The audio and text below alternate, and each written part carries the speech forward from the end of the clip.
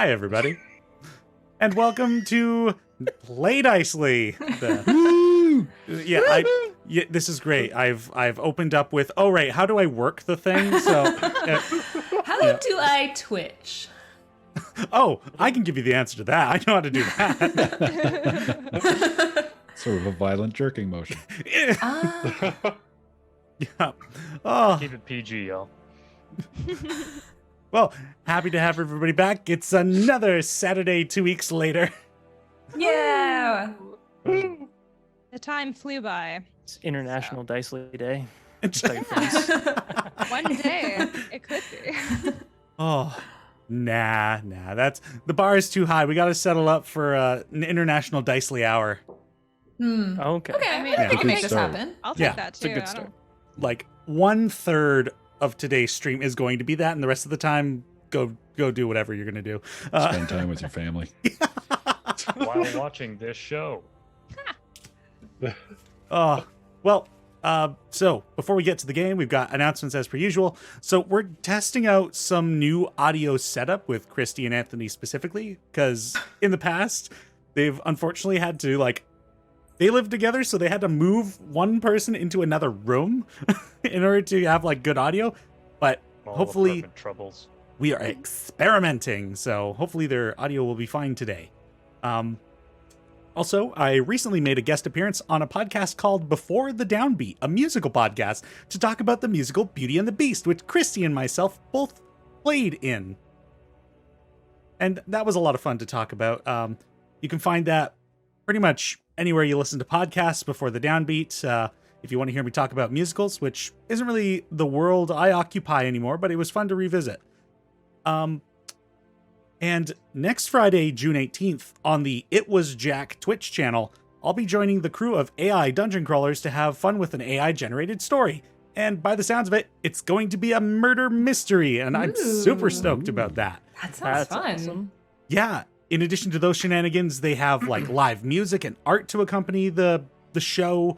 I think they're also aiming for an earlier start time to accommodate their European audience, but I don't exactly know when the time is, so be sure to follow our social media as well as their Instagram. It Was Jack, all one word, as well as their Instagram, AI Dungeon Crawlers on Instagram. And players, do any of you have any announcements today? I was just gonna say that we should. Sorry, it's not. I just want to do It's not like we prepped this beforehand. It's fine. I just want to do a musical Dicely episode now. Can we please? That would be so fun. Yike. That's all. It's not a real announcement. Dallas, please go ahead. Great. 1+ for musical Dicely episode. I'm here for that. Also, I had the chance to guest narrate an episode on the Havoc Stories podcast. It just came out earlier today. Havoc Publishing releases a whole bunch of these short flash fiction stories every week, and they're converting them into audiobook formats on their podcast. This is my second time narrating with them, and the team there is super, super awesome. I know a lot of the other voice actors who also narrate the audiobooks on the podcast. They're all just super awesome people. So the particular story that came out today is called A Spoonful of Spice. It was written by Becca Gramakova, and it was just super, super fun to narrate. I got to do everything from an 8-year-old child to an ancient demon spirit in the same story, so it was a nice stretching of the vocal range. It was super fun. So yeah, you want to check it out, I have some links on my Twitter page, or you can just search Havoc Publishing, and Havoc is HAVOK. Super awesome team, so you should check them out. That's awesome. Yeah. Follow Dallas on Twitter. You can find the link currently in the chat right now. Yeah, that's so exciting. I'll have to check that out. You should. It's only 10 minutes long. You can do your dishes and listen to it. You Dallas, can listen to it on the break of Dicely. Oh my gosh! Hey, and then Wow. tell me what you thought about it afterwards. Yeah, sounds great. I was really proud of this one. I don't do a lot of narration, but I really like this one. Nice. Yeah. And of course, a big thank you to Tabletop Audio for the music that we use during this stream. And I suppose if we don't have any more announcements to go off of, I guess we better hop into this game. Whoa! Yeah, I'm ready. I'm in character. I'm sunburnt. Let's go. I'm in character. Ryan, All we do right. have to talk. You can't just get sunburned before every single game. It's not It's healthy. really not healthy. Yeah, that's not healthy. Look, I didn't stand out in the sun all day, okay? I stood in front of an oven for 4 hours. Don't worry about it. That's Worse. cheating. What do you think I am, stupid? All right. Do you want the real answer to that? Oven with the door open. Sorry. What? Okay, let's do So- anyways. Where we left off in our last session, you had all recovered the decanter of endless water after fighting a swarm of strange, otherworldly insects, and you returned it to the city. Once you did return, you had spent the night kind of getting to know each other, and eventually Elowen and Azaria got to join in on that discussion the following morning. That day, you had been at least recognized as having done a great service for the city of Starcross, and Jethro Shrine, the mayor of Starcross, and the lawkeeper Fruce presented the 6 of you with these plates, these badges, signifying that you are recognized as heroes of the city, and had been told that, if needed, Jethro has one favor for you. So if there comes a point in the future that you need that, keep him in mind. Afterwards, Gideon attended class and learned how to fix his gun. I'm sorry, I... Dang it. Don't message in the Zoom chat, guys. Use the Facebook one. And so Gideon learned how to fix his gun, and you all kind of got yourselves set up to ready to leave the city and continue on your journey. After buying the necessary provisions and learning that there's some kind of political instability apparently going on in Balesville, and that seems to be your current trajectory, you headed out. And at the end of your first day of travel, you set up camp beneath a starry sky. But before the lot of you could settle down into bed, a stranger approached the camp. And the same wrapped figure that Drac had seen in the sandstorm the previous 2 days ago is there now ahead in front of you. And that brings us to where we are now. This individual is wearing these weathered, long, flowing clothing, these baggy pants, this kind of shawl, and a kind of a scarf turban combination that covers everything but the face. And they have these goggles resting on their forehead with a slit in them. And their skin is this shiny gold, and their eyes are just yellow and shimmering with the reflection of the fire you had built. And their hands up as weapons had been pulled on them and put away. Nell is also going to raise her hands, kind of like one in front of Drac specifically, and just say, everyone, let's just remain calm. I don't know if you... And then I'll switch to Sylvan and say, I don't know if you pose a threat yet. But we'll try and just have a conversation. Continuing speaking with you in Sylvan, I don't mean any harm. I do just want to thank you for having helped me. Who are you? I ask in Sylvan. Oh, thank goodness. I was afraid I was going to have to... Sylvan is one of my more natural languages, so I'm glad that you seem to speak it. My name is Renan.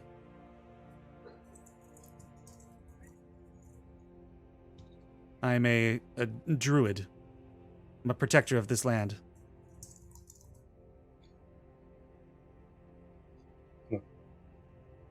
Wait, you're a druid?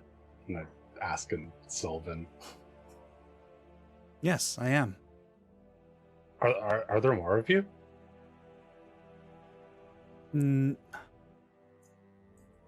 That is a tough question. Do you mind if I come closer? Of course. Yeah. And if you speak common, not everyone here does understand Sylvan. Cut to Gideon, who's just been looking between everyone speaking with a very confused look on his face. Trying to help you Jack is out. also having that look on his face. I am sorry. My command of the common tongue is less fine, but I'll do my best to use it. Thank you. Please come forward. We have a fire lit. If it is easier for you, my friends can just translate. That also works. Yeah. No, I'm and they approach into the proper light out of the dim light they've been standing in. I should be able to make do. I mean, I have been around a while. This is more of a practice thing than anything. Well, by all means, grab a seat by the fire. I'll put on some food for everybody before bed if you were interested. If you want to have some. I should be fine, but much appreciated. And they And, they approach and sit next to the fire, just plopping down onto the ground. Yes, I'll come sit with them as well. Yeah, I will as well. Yeah. Those of you who are speakers of Sylvan, you recognize that they are Eladrin. To everybody else, they may just look like a shiny elf. shiny elf. As I sit It's, down, I'll say to them, I don't want to bombard you with questions, but I am curious about a few things, if you don't mind. Well, actually, it's probably the least way I could repay you. As really, I should have approached with an apology firstly. Apology for sending us to the cave? No. For that, you were the right selection. The methods of... You see, they are... It is not my intention to be known of at the moment. And why is that? Well, that kind of goes back to you had asked about the if there are others. There is and there is not. So currently, there is myself and probably a handful of others who are keeping very important knowledge, and we must wait some time for our enclaves to return. So then why are you making yourself known to us? It just seemed polite. How And did if I you- could trust you to help with the task that I needed help with, I'm sure I could trust you to... Well, I mean, even if you did tell others you had seen a druid, they probably would think... Well, a little off, wouldn't you? I guess I don't understand why you needed our help at all to begin with. Those creatures, I have no idea where they've come from. And up until about a year or so ago, I'd been, oh dear, I don't know what the word is. And they switch to Sylvan and they say, I've been hibernating. Translate. Okay, so Thank that's you. easy word. Be right back. 2 seconds. Keep going. And frankly, I would have continued hibernating if one of those creatures had not stumbled into the place of my protection. And they were feisty. And I'd only fought one. I tracked them down for quite some time to see where they'd come from, and it seems they're coming somewhere from the north. But I then found a small pocket of them fairly close. And then I discovered this city has popped up in the middle of this land. So you've been hibernating for decades, then? I mean, how long has it been since the dragon attacks? 300 years, Yeah. Right? Hundreds. That is much more than anticipated. Have Well, you been hibernating since no. before that? Shortly before, yes. Oh. Oh dear. Okay. That does mean I will need to accelerate some things. Oh no. Okay. And they've got this a bit of panic now, kind of washing over them. Accelerate what things? Well, the druids are currently unavailable. Myself, and there are 3 other secret enclaves in this lands. Back, well, it's been 300 years. You could have named things differently since then. But here in Gaji Valley, there would be another one in the Wildegland wetlands, the Rinzar Peaks, and the Smoky Gulf. And, well, the archdruids of each of those enclaves need to awaken. There is a ritual that needs to be performed, and the window is closing. When they say Ringshot peaks, that peaks something in Drax's eye, and he speaks up and says, I am from there. I have not, at least I don't think I've heard of any sort of secret druid enclave. Well, that would be due to the being of a secret enclave. Are you familiar with a place called Darokarth? Yes, I am familiar with the village, though I've never been. This is amazing. What do you know of my home? Well, I know your home sits on a place of great earthly power. It is quite the hazardous place for anyone to settle, but yet your people have done it. Well, that is certainly interesting to know. Huh. I look back and forth between Rhea and Renan, and I just say, I guess I don't know much about why the druids disappeared or what happened there. Would you guys be able to fill me in a little? Yes, we had. So there are these 4 enclaves, along with one other, known as the Tri-Moon Enclave, which is kind of central of the 4 of them, situated near the Saffronis Forest in the north. And we had always had this plan: if something were to be incredibly devastating to the world, we would go into this reclusion, and a keeper, such as myself, and the archdruid of each of these enclaves would go into hibernation, and then the Saffronis and that Tri-Moon Enclave were meant to reach out to us to reawaken, because they had a leader who was quite powerful and should have been able to keep them safe. But apparently, they have failed to reach out to us. Well,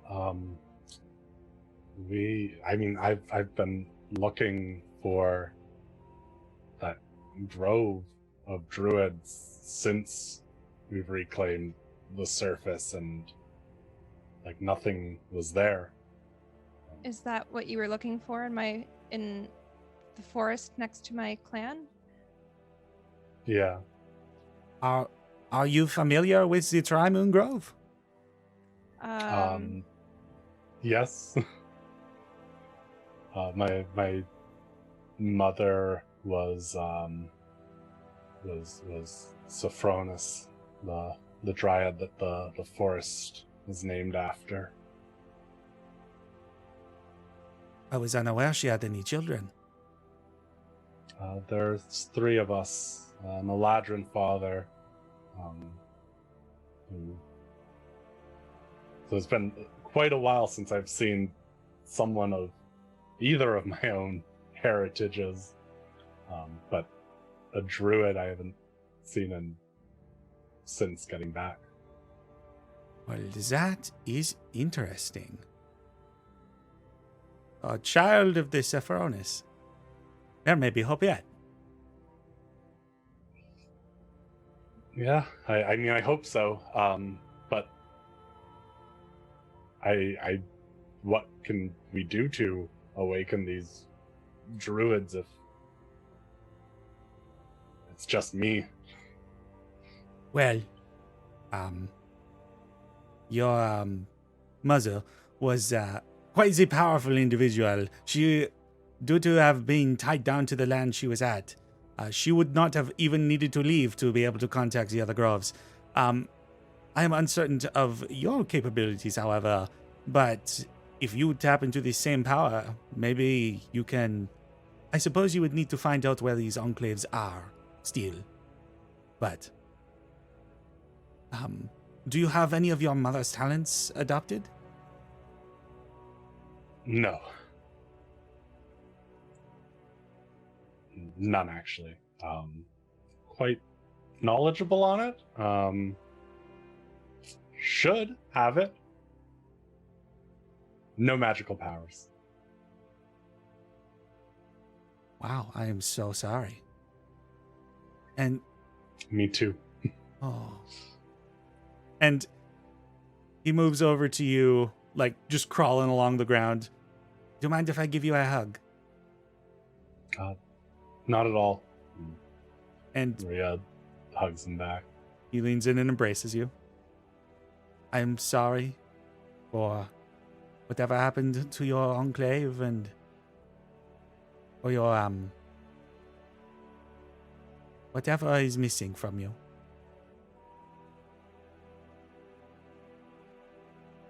Me too. But I mean, if there's anything you can do to help. Well, the best I could suggest is perhaps going into the regions where those enclaves are. I believe my archdruid, now that I am awoken, should awaken in due time. Hopefully not another year. But follow the stories of the land, of any supernatural animals. There are... Oftentimes in cultures there is truth behind myths and legends. It may very well lead you to the enclaves. Sorry, Denny, can you repeat where each one was? Yes, they were located in, as I slip out of accent, in the Wildegland wetlands, the Smoky Gulf, and Cool. the Rinzar Peaks. Cool. And there is one in Gaji Valley, but that's under Renan's purview.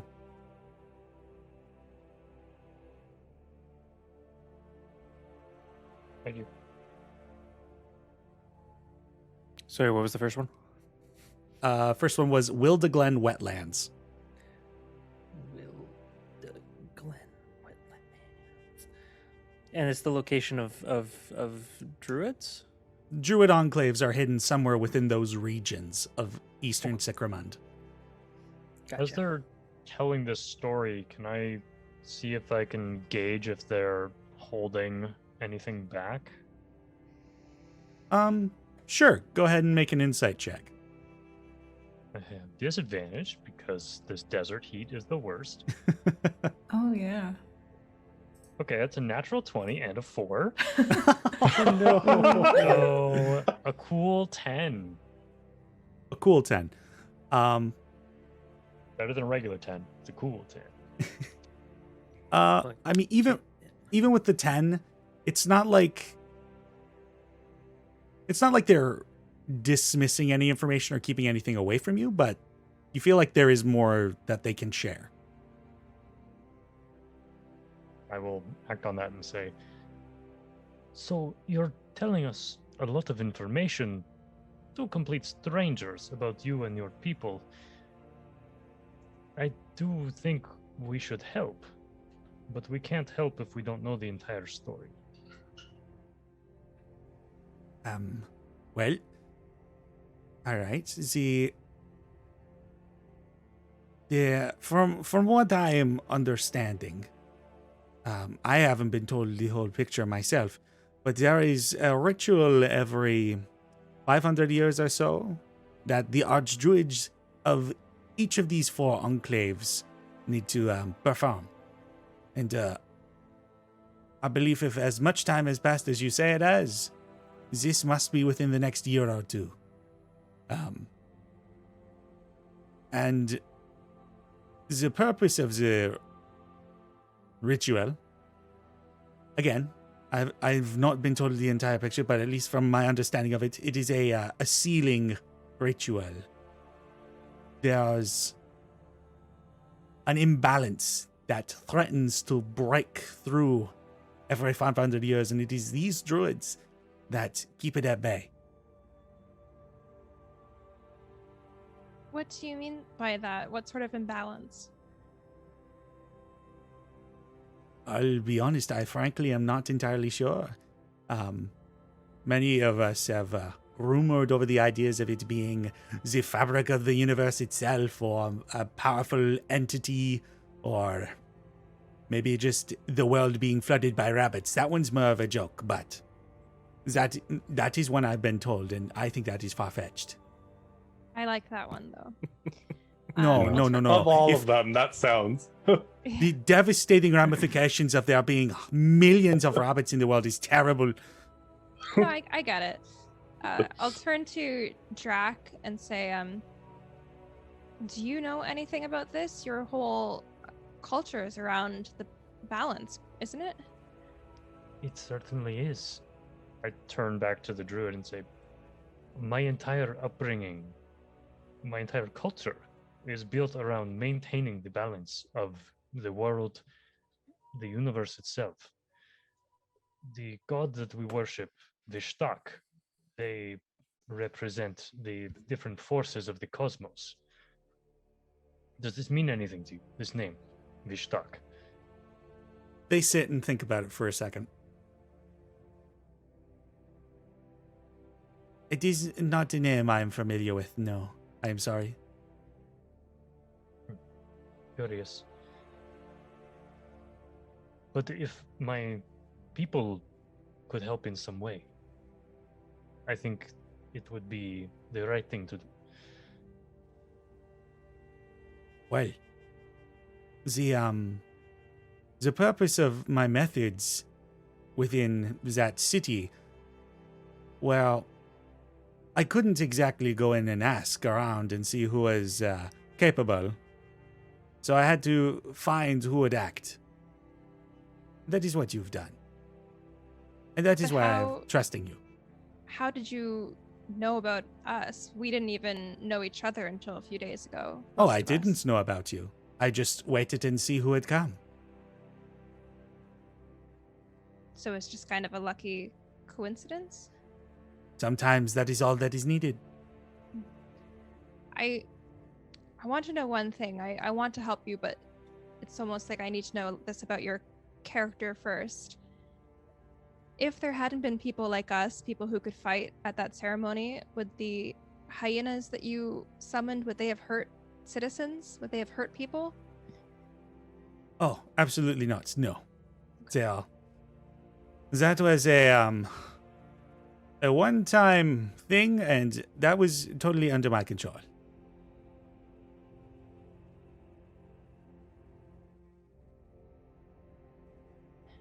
During all of this, I want to look through my father's old book to see if there's anything about this ritual in it. Going through the book, you've had this book a long, long time, and you don't recall anything in the book referencing this ritual at all. I added into this last like the blank pages from where I've started keeping track of everything. Mhm.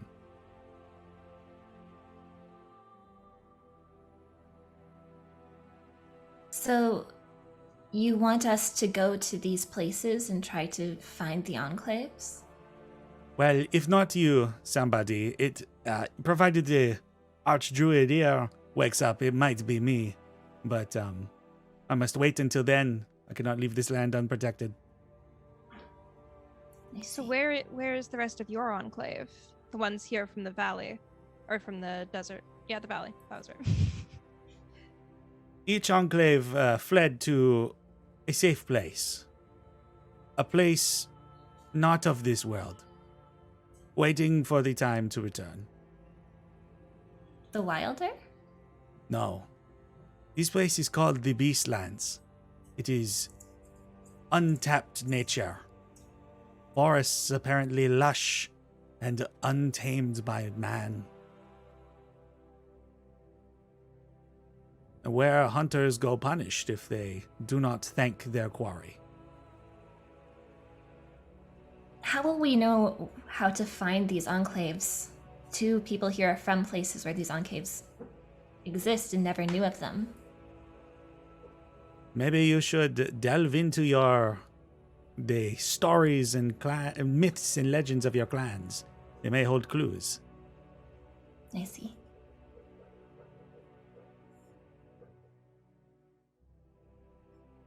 Jenny, would my people have any sort of, or would I've learned anything about druids at all at home? Do you think there'd be any like texts or anything like that that would have mentioned such beings? Any text that your tribe might have collected would likely be in the form of just like understanding what a druid is as being a practitioner of nature, of nature magic. Yeah. But there's no what kind of information are you looking for? Just like any mention of these old ancient druids, I suppose. Right. In terms of any recorded history of any of these enclaves, it seems there is none. Okay, cool. It's not always so on the nose. Sometimes these things can be hidden within the text, within stories. Yes. I was very good at reading a lot, but not so much looking for secrets within what I was reading. Well, and typically, as is the nature of druids, we don't tend to write our history as much. It's more of an oral tradition. Hmm. Right. I also think that about the keeper of knowledge and lore at my village. Did he ever say anything to me about this? Did he know anything? Of druids specifically, Yeah. it had been said that there had been druids living at the location where your village is now, but it is uncertain as to where they have gone.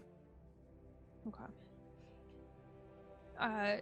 So for clarification's sake, most of the Enclave are hidden, but the Archdruid and the Keeper of each should be here somewhere on this plane?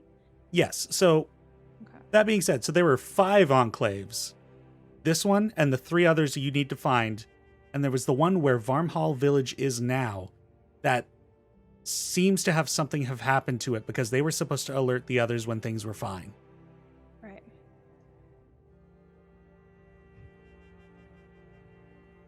Teni, can you tell me how long has my village been there for?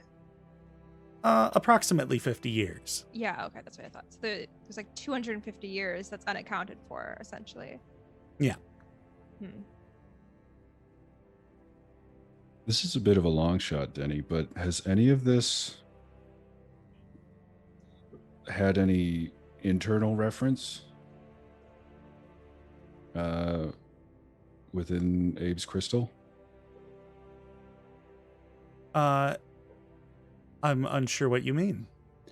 Has any mention of this sparked any flashes of memory? I see. To be as vague as I can be.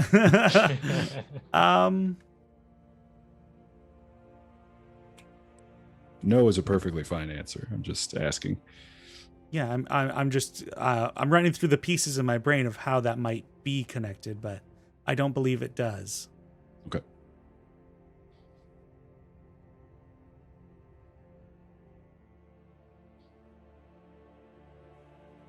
Look over at Gideon and say, Gideon, does any of this ring a bell to you? No, not really.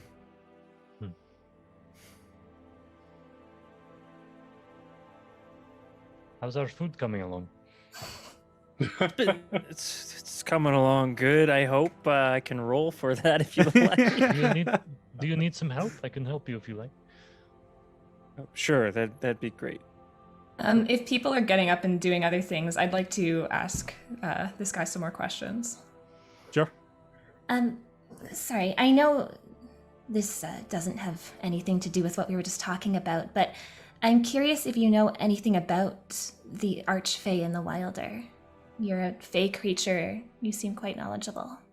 Well, it has been some time since I've been there. I think about the only thing I've taken with me is the language, because most of us here are Eladrin. At least they were in my enclave. But as far as powerful fey that I recall, there are two kinds. There was Vale Fey and Nock Fey. Yes, I am specifically wondering if you've ever heard of a Vale Fey. It's sometimes known as the Stranger in the Shadow or the Wicker Witch. No, I don't. Huh. Actually, I do have... I'll dig into my bag and I can pull out a wooden doll. I do have this. The creature I'm talking about looks sort of like this. And I have a doll that's kind of in the shape of it's a creature with a basket on its head. Yeah. To illustrate the silhouette of this thing. So it's this robed individual, the lower end of it is very basic in its silhouette, but moving up the figure, it's got this long tubular wicker basket at its side, strapped around its shoulder. And as you move up to the shoulders, it's got this like fur scruff, almost like a mane, and this almost peacock-like display of twigs and branches weaving across the back of it. And this conical, almost like a, the horns of plenty you'd see in like Thanksgiving, like this. Cornucopia. Yeah, cornucopia. Thank you. It's almost like it's wearing a cornucopia on its head. And Renan takes this from you, and just a brief second after he touches it, panics and drops it. Gideon What? looks up a little bit shocked from what he's doing. He's a little bit jumpy. What, I'm sorry? What is it? Oh, that is evil. I'm sorry. And where? Yes, no, that is a malicious force. What did you say it was called? I've heard it called a couple different names. The Stranger in the Shadow or the Wicker Witch, but those are not its true name. Right, okay. I think it might have been called something different back when I was younger, but by the sounds of it, it is something that kind of reappears over periods of time, leaving curses. At least that's what we were told as children, to stay out of the woods. Yeah. I haven't left the fire, so can I just ask Elowen, what is that? This is... When I was 9 years old, I wandered into a forest and I met this creature.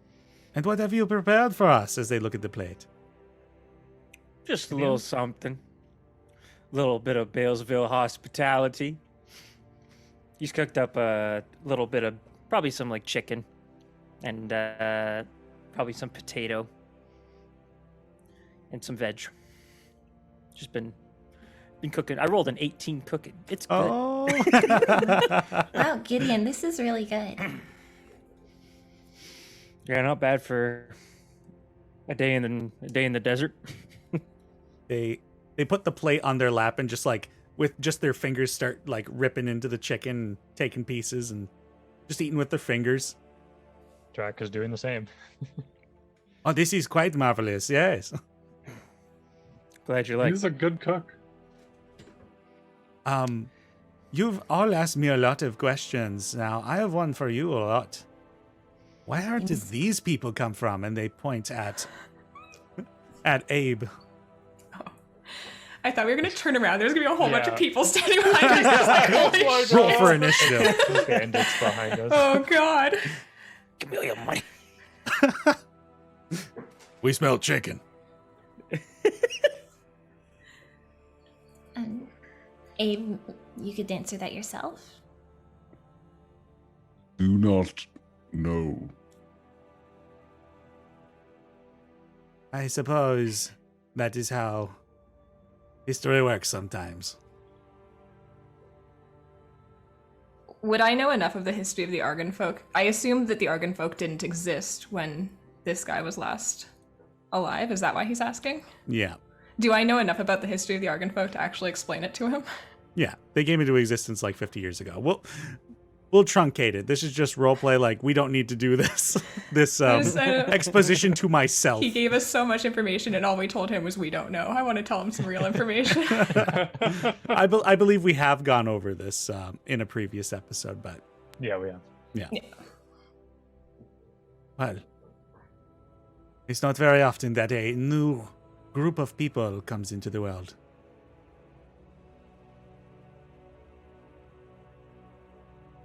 Even stranger when it's 3. Indeed. As I've noticed in that city, there are plenty of them.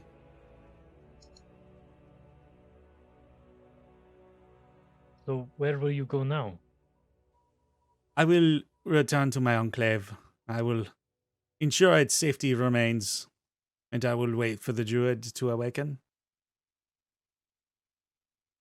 I look around So at now, my if we compatriots and ask, do you want us to come with you? That will not be necessary. Also, it might be incredibly hard to reach. My Fair enough. enclave, we are all capable of this bird transformation. That is the simplest way to access the location. I see. Now, if we are to find someone who can awaken these other archdruids, how do we reach you to awaken yours? Well, I am unsure. If you end up finding a way, I'm sure such a path will reveal itself. Otherwise, if you manage to awaken an archdruid, I'm sure they can also do it. That's true. I myself have no such capabilities. I am not that talented. You say more creatures north. Should we worry? I do think there is a concern there. I don't know. I believe if you come across them, they should be absolutely exterminated for sure. But if this situation with the archdruid does not get resolved, none of that will matter. But I am not to counsel you on your actions. If this is all just if it's on the way of wherever your path takes you, I would appreciate any help. But you've already helped me plenty.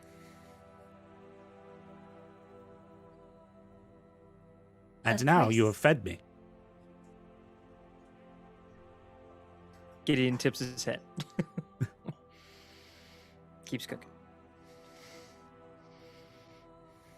I'm dedicated to helping you with this. This feels like something my people would want me to do. I worry about this ritual that you've told us about and what happens if it doesn't come to be. And I also, there's a lot of questions to be answered, and I'm someone who likes to solve things like that.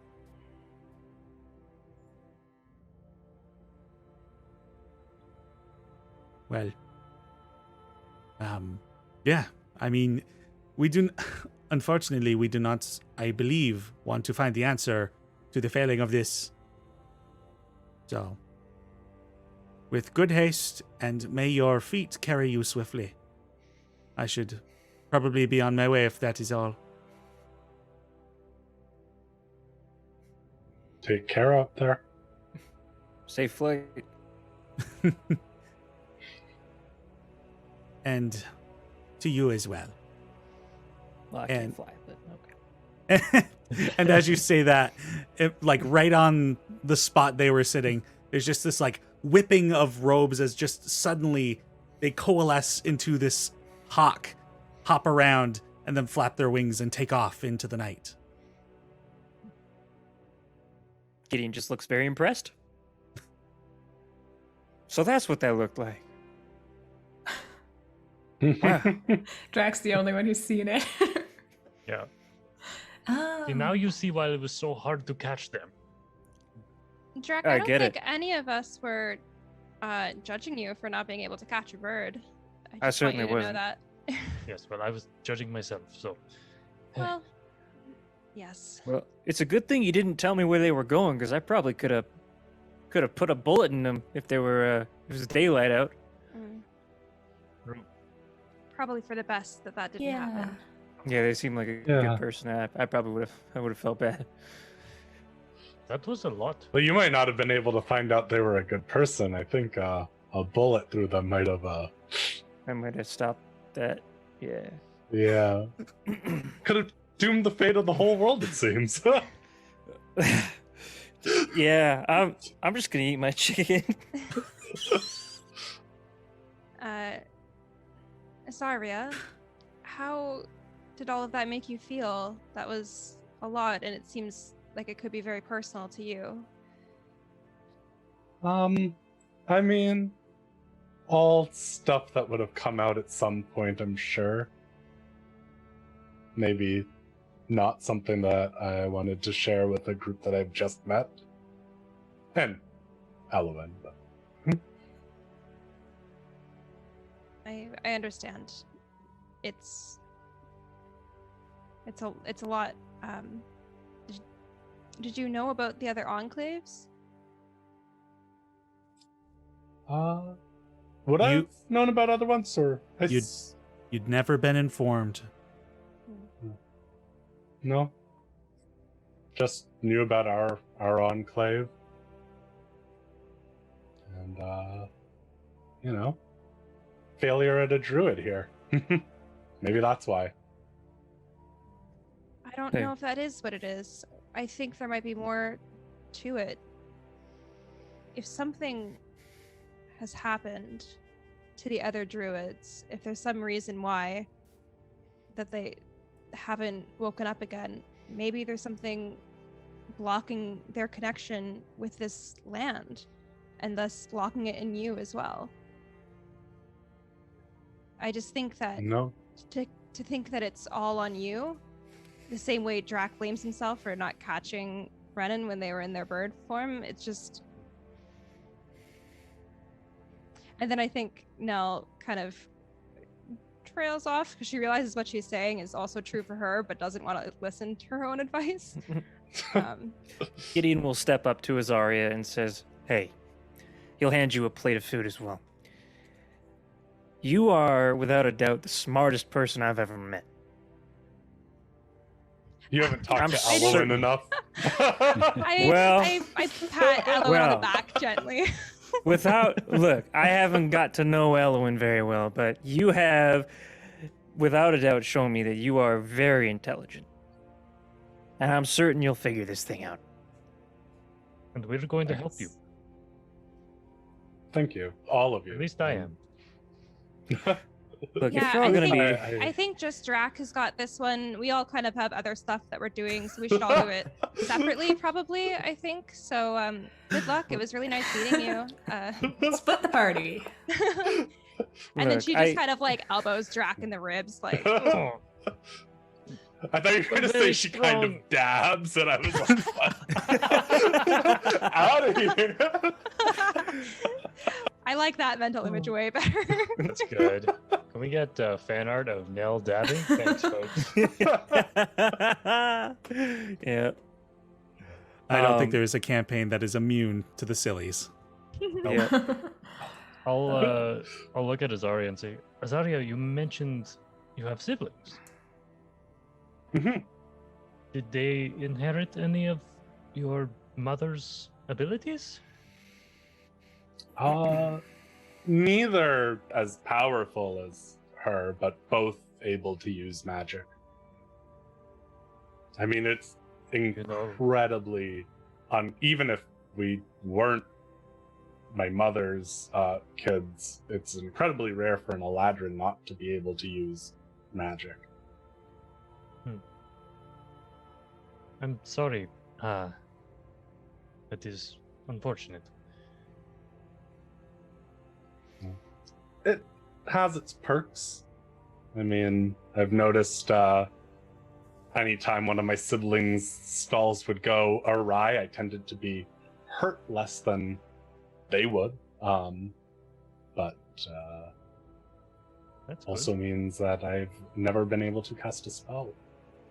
good. Well, you've certainly been helpful against those bugs. You were creating openings for me left and right. Yeah, I spent a lot of time studying and stuff, and some time fighting battles. Learned a lot in my past, but I do ask that just only a few people know that I have no magical abilities. It would be very strange that the only scholar on druids that we have is not a spellcaster. So I just ask that you all keep this between us. Of course. Absolutely. Certainly. And it's nothing to be ashamed of. Again, I can cast a couple things, but I didn't want to be able to cast them. I was just born this way. Yeah, what did you mean No, about I, your siblings' spells going awry? Oh, learning magic and stuff, things can go wrong. No, I don't know. But And then Nell just gets you've really used quiet. magic. What do you mean? I have paladin things. Oh. I mean, that's a form of magic. Yeah, I guess so. It's weird. I've read a little bit about different magics, but I don't know a lot. It's part of the journey that we're supposed to figure out on our own while we're kindling the light. So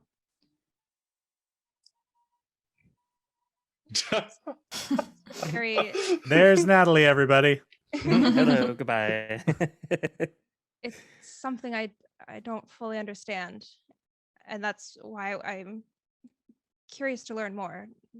Hopefully at the university, but I mean, if you have any questions, at least from a scholarly perspective, maybe I can help answer stuff. another time, I think.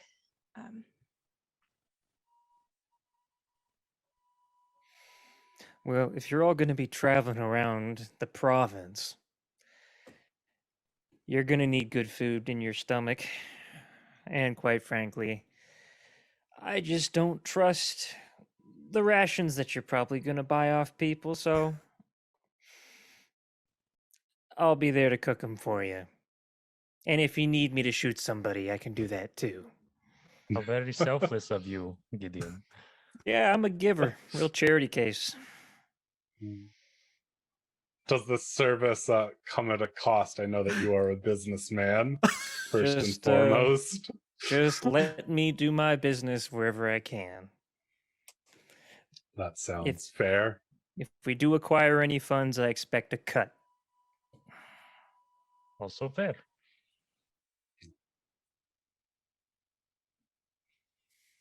Nell has pulled out kind of like the rudimentary map that she has of the area and is kind of looking over to see like I haven't been anywhere really, but it looks like the Smoky Gulf is near Rollbar and I guess also near Valambridge. It's huge though. How would we even know where to look? Well, I think, like he said, we need to look at some of the ancient lore and folklore of the area. I've actually spent quite a bit of time in my life reading folklore, and I might be able to help with that. I think our main focus right now should just be getting through Balesville. Right. And also Valambridge has their institute was lore based as well, right? Mhm. Yes. Perhaps a trip to the library is in order. I mean, a trip to the library is always in order.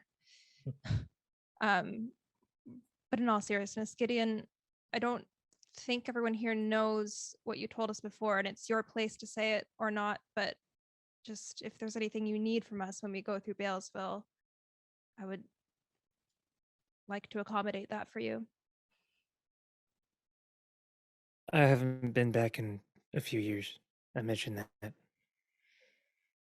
I don't know what's going on there. Some kind of unrest. And I'm willing to bet it's because of what happened. But yeah, boy, do I have a story to tell you two. And he will regale to you his horrific tale. And he will fight back the tears this time, as it's still fresh from last night, but he'll hold them in. You'll see him fight through it. And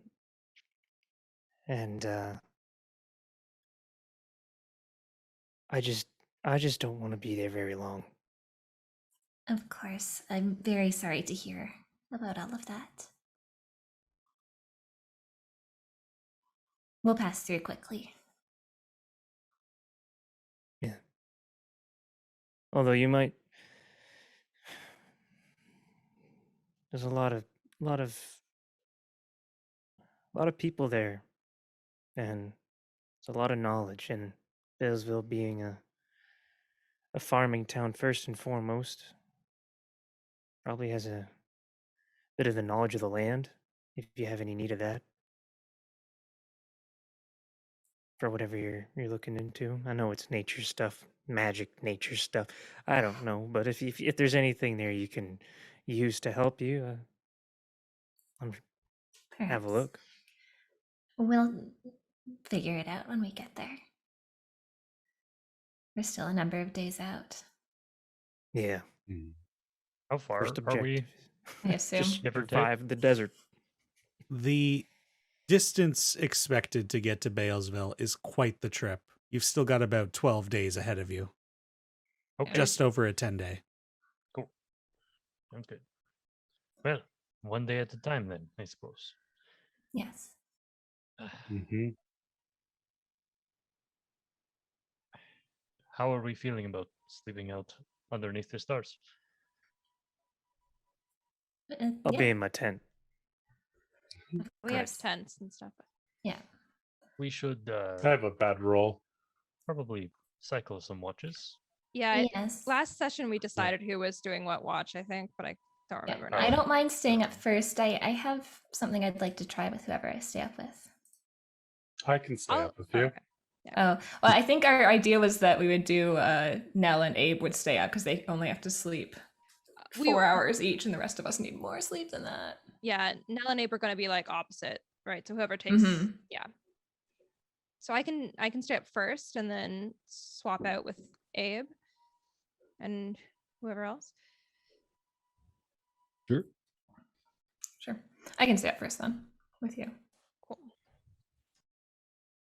All right. Unless, Rhea, you wanted to talk. Oh yeah, I don't want to interrupt Okay. anything. Okay.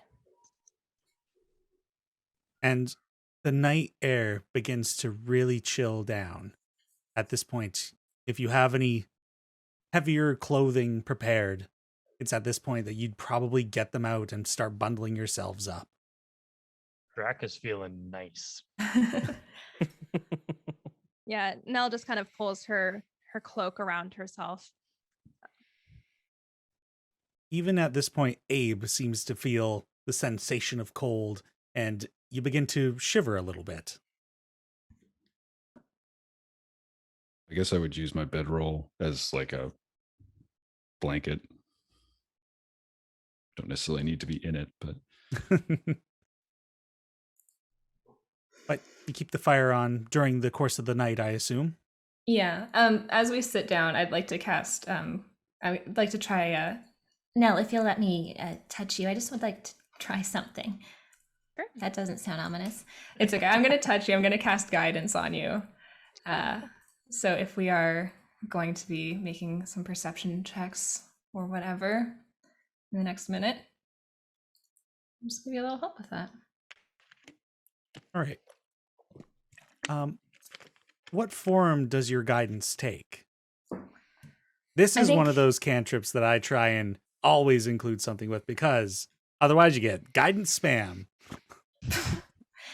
Well, I mean, so I think the idea, because the whole idea behind Wilela is about like knowledge and kind of opening your eyes, Yeah. and having greater intuition. So it makes sense that I can touch her and kind of relay some of my intuitive magic through to her, so she can kind of see in a little bit more of a, just like a little bit of a heightened sense of self for a moment. You know what? I think you have successfully made the best character that could use guidance in my games. This is going to be easy moving Hey. forward. Hey. So almost this sharing of knowledge just in an instant. Now your mind kind of opens up, and the next skill check you make is going to add a D4 within the next minute. So the two of you are making the first watch. I'll have you make a perception check each, or you can roll with advantage if one of you would rather. I have a Do plus you want to 4. just roll with advantage because you also have guidance? Sure. I'll just help you. Oh, you know, a nat 20. And the D4. Oh, sure. Throw it on there. A 4. So that's a 28. Dang, level 3. Let's go. I am perceiving. I see all. I see the colors. I taste the colors. Within the immediate vicinity, you don't hear anything like approaching camp or anything like that, but off in the distance, you hear the howl of coyotes as they sit out in the plains and they begin their hunts. And somewhere far off to the southwest, you hear the call of some bird, a large entity, and cliffs way off in the distance.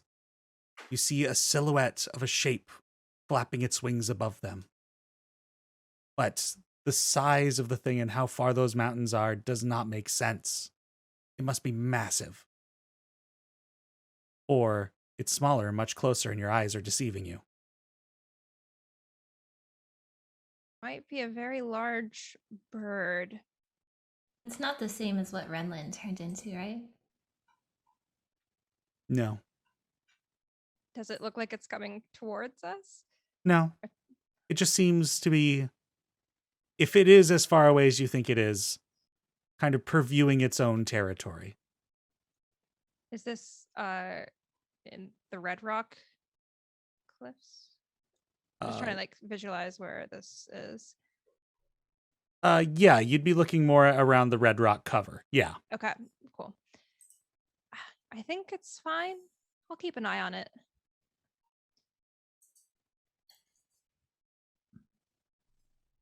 And the night goes on, and your shift finishes without any issue.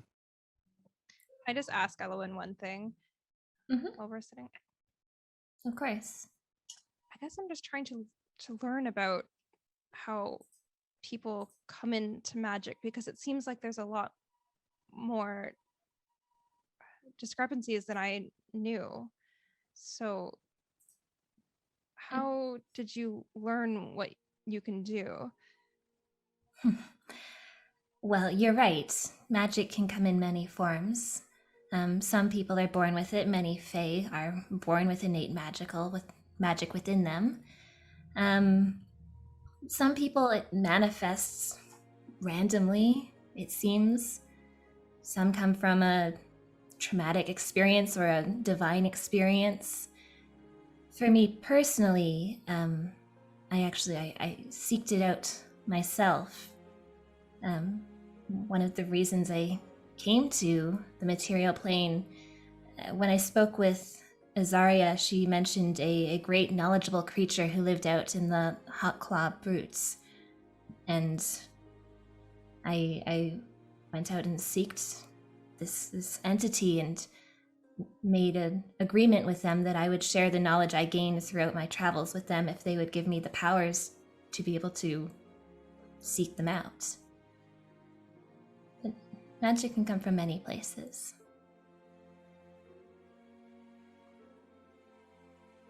Understand the random aspect. How can that part happen? It's a thing that's been studied. I mean, there are many arcane intellects out in the world, but even so, sometimes things just happen that people don't always know how to explain. And I think in this moment, Nell is thinking a lot about that second figure that that second presence that she felt. And in doing that, she like wants to tell Elowen about it, but doesn't know how. And she's thinking to herself, like, it happened to me. And by doing that, she inadvertently casts message to Elowen, so you hear it in your mind. Oh, what do you mean it happened to you? What? Well, you just spoke to me, right? So you just cast some magic. No, I was thinking that. How did you hear it? There are magics that will allow people to share thoughts.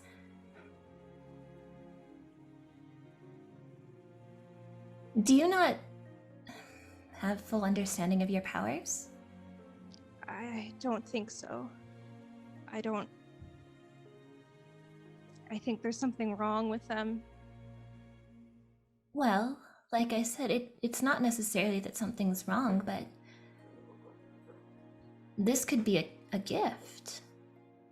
I don't know if that's true. The people, my family we come from a long line of paladins. We're related to Fyra herself. And what has happened, I don't think it's hers. And I don't understand why I have that and no one else did. I will be honest and tell you that I am not that studied in the arcane, but I'm certainly willing to help you learn more about this. I'm scared of it, but I need to understand it at the same time, but Of course. I just don't know how to tell other people. It feels like something I've done wrong, and even if it isn't, it's still, I don't know, it's confusing. Again, I'm certain that this is not a reflection on you. I was telling Abe the other day, there is a lot of chaos in the world. Many things happen without concrete explanations, and it doesn't mean anything about you as a person.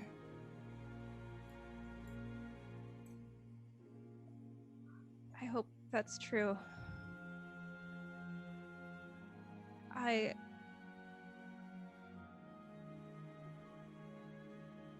I felt someone with me last night. If that makes sense. Some presence that I don't know who it is. But also the presence of my grandma, of Amma. So there's something weird going on. I can certainly see why you would be concerned about that, and why that would be scary. And I don't have any concrete answers for you right now, but like I said, I'm willing to help you with this. Rhea might be a good person to ask as well. They're why I came to Starcross. They're the only person I knew that might know about magic, but there's been so much going on. I don't want to weigh them down more. Maria is a good person. They will be more than happy to help you with this. And as we travel, we're going to be doing a lot of studying, a lot of reading, it sounds like. So yeah. I will certainly keep my eyes peeled for anything to help explain this for you.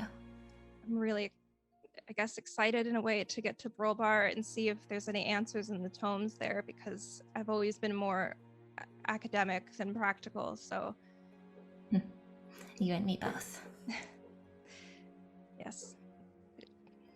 Thank you for listening to me. I haven't told anyone, and I didn't necessarily want to, but it was just felt a little bit bigger than me in the moment.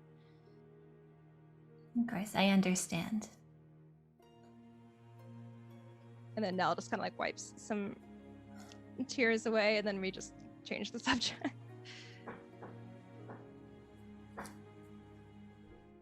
And then the night goes on, and your shift ends, no issues. And the crew switches up. Mm-hmm. Abe and who is accompanying him? If anyone? I can. I can just watch. I'll keep Abe company. Sure.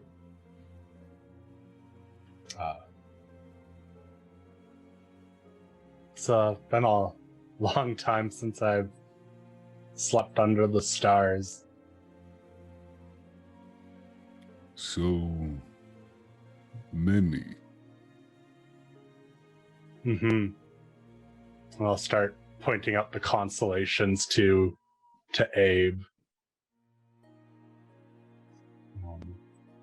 And that one there, pointing up to a cluster of stars. There's stories in my druid clan that, when one would pass away, they kind of end up there. And, yeah, it's nice to not have a roof over my head. How are you doing, Abe? Learning much. Confused. Content. New friendship. The new friendship is nice. Have you ever had to kind of keep watch before?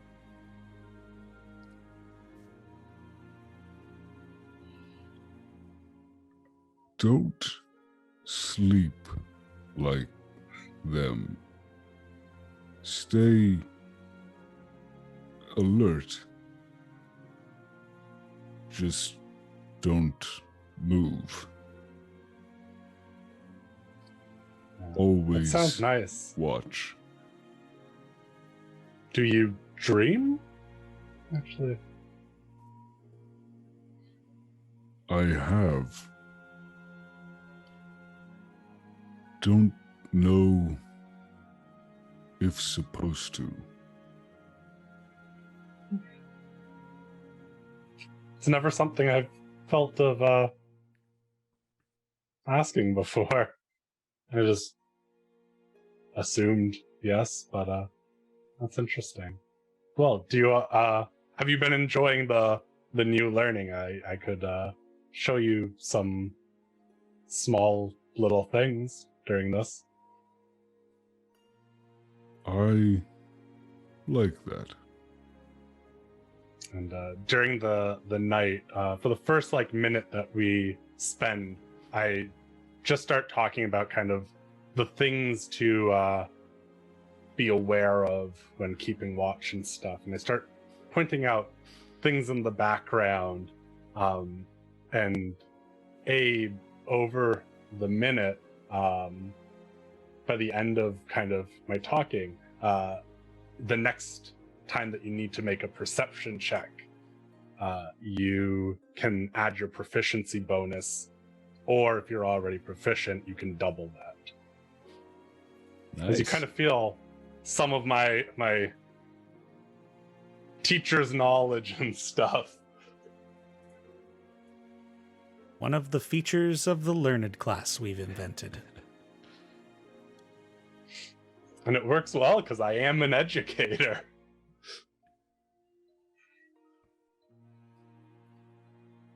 Speaking Hopefully of which, that wasn't. would the pair of you like to make a perception check for me? Sure. I'll help you with it, Abe. Yeah, that All makes right. sense. It's going to be a 15. 15. So, as Azaria has kind of quickly briefed you on, the skills of being good at perceiving the environment around you, you begin to survey the land.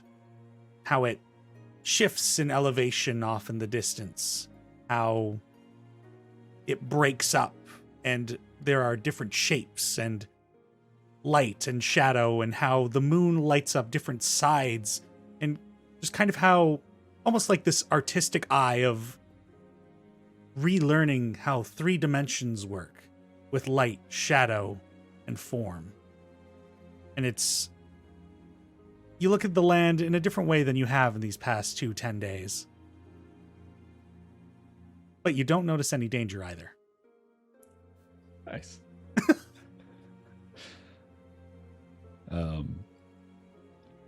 After we kind of have kept an eye on the horizon, and Raya has instructed me how to perceive, I kind of look at them for a second and then say, Raya, I show something. Okay. He kind of lifts the front of his poncho and tosses it over his shoulder to reveal the cracked and heavily damaged sort of diamond-shaped green crystal in the center of his chest. And carved into the argon volutium of his body is, Denny mentioned it last session, but this symbol of a 2-headed axe that at the top of the shaft is a sort of engraving of a falcon head. And in the center of the 2 heads is the crystal. And the crystal is split into 3 sort of sections, and then a small circle in the center. And then within each crack, it seems like there's another 10 cracks. And then within each of those, another 10. And it just, as far as the naked eye can see, there's just cracks and splits and hairline fractures until you can't make out any difference.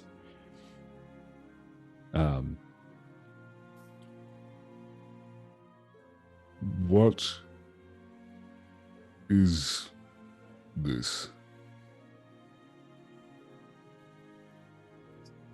Zarya, Do I if have you'd like to any make a insight? if you'd like to make a religion check for me. Yes. Religion. 19. 19. You don't recognize it as like what you get from it is it seems to be symbology of a deity, though you're not familiar with the deity that would represent. Though the artwork itself, the engraving into his own chest, is reminiscent of something dwarven. But you're uncertain of the deity.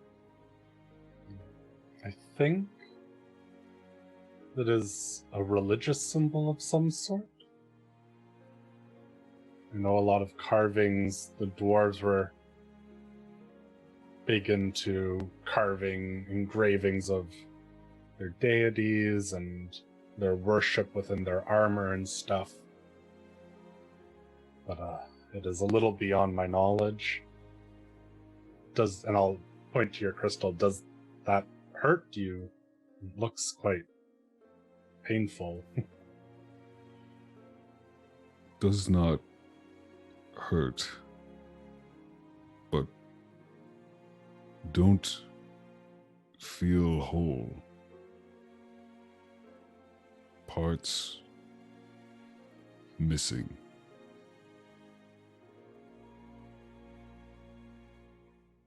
Wow. You and me both, friend.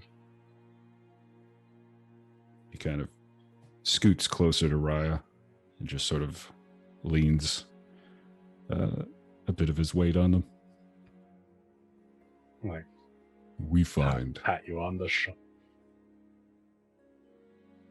We will. As you Put my two poncho back over. Keep As warm. you two sit in the company of each other, the sun begins to rise over the distant horizon, and the dark blue of the sky begins to turn this gray as the sun brings color back into the nighttime, and the moon sets down on the other side of the world. And you watch as the sun, first that daylight coming up, and then the sun itself, this bright light, suddenly bringing sharp shadows that cast long, especially from these buttes in the land. And time passes and those shadows shorten. And eventually, as apparently we have a bunch of early risers in this party, folks begin to wake up.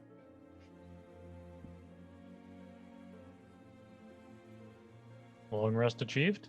Long rest achieved. You may remove a point of Yay. exhaustion if you have one, and regain all of your hit points, because I totally hurt you last episode.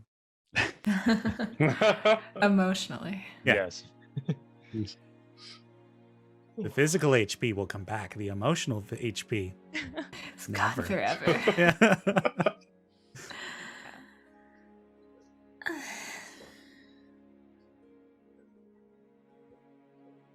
How was everyone's rest? Wonderful. Good. A little cold. It was perfect. I'm with you on that, Elowen. It gets chilly at night. Mm-hmm. Well, should we pack up and keep moving then? Y'all hungry? Oh, of course we need breakfast first. Of course. It's the most important meal of the day. Right. That's what my father used to say too. Do you need any Same. help, Gideon? If you would like, sure. Sure. Jack will spend his morning thumbing through the philosophy book that was given to him by Nell, written by Cute. Elowen. Start a What was the book club. title of that again? I'm using my inspiration. It was Meditation and the Art of Carriage Control. It's the name of the book. Thank you. You definitely notice there are for sure like so many notes in the margin and like things underlined that like are passages that I really liked and things like that. Like I don't think Nell is precious with books. Like I think she like likes to use them. Like so some extra reading there for you. Crit. Oh, Yeah. crit breakfast. Breakfast. Also, it looks like you have advantage turned on. I was She was helping helping him. me. Oh, I didn't hear that. My apologies. Yeah, so I just rolled one. I rolled again. Although I did have advantage turned on, but the 24 was the first one, so. Yeah. So it's okay. It's all good. Crit! Breakfast. That is some good breakfast. That's some good eggs, bro. You know what? Mhm. In Get fact, some HP. it's so good, and the fact that you guys have a barrel of water with you, we're not going to even bother doing any con saves today. Woohoo! But you still have Wow. 11 days after that. Oh, God. Don't worry. We can still die from exhaustion. Yeah, this campaign's going to end going from one city to another. Death by exhaustion. Okay. I'm going to cast Static Mage matter. Armor at some point this morning before we start walking. Good one. Oh yeah. Cool. Gotta manage my spells. We finish up and begin our trek before it gets too hot. Yeah, that's a good idea. Mhm. So, you all pick up and carry on with your journey. And after the cool of the night, it's just once again you are reminded of this desert heat. Thankfully, you've brought plenty of water with you, and you seem to have the ability to create your own, so this may be less of an issue for you moving forward. You travel a day, no issues. A night passes, the next day comes, and you continue traveling. And the next few days are uneventful. If there's anything that anyone wants to happen, feel free to interject. Otherwise, the land begins to change. And 3 days pass. Drac, go ahead. Just like while we're walking, can I try to recall some of the stories from my culture? And because that thing that Renan said about looking through the tales of cultures may have some clue to what they're trying to unlock here. Right. I think Drac would try to recall some of those stories, maybe tell them to his new compatriots while they're walking, just to try to keep spirits up in the heat. Yeah, I'd love to hear those stories. Sure, go and make a history check for me. Ooh, that's good. That's an 18. An 18. So, the interesting thing about Darokarth, where you're from, this is a large village kind of nestled away in the cliffs of the Rinzar Peaks. Normally you don't get visitors because of how off the path it is. But there have been a few occasions where your village has had visitors. And oddly enough, one of the lore pieces that you have is not from your village specifically, but rather from the visitors that visit. Apparently there is talk of when travelers pass through the Pearly Pass, which is this almost straight path, or at least the commonly traveled path when people are trying to get through the Rinzar Peaks. It seems to always be a blizzard going on in those mountains. And so it's not uncommon for travelers to get lost. But many who stray across your village say that they followed a silhouette in the blizzard, this shape of a bear with an outline of this glowing rainbow of color. And as they get closer, it runs further ahead into the blizzard, and they continue following it. And eventually it vanishes and they come across Darokarth. The last time they see it, it flees off to the west.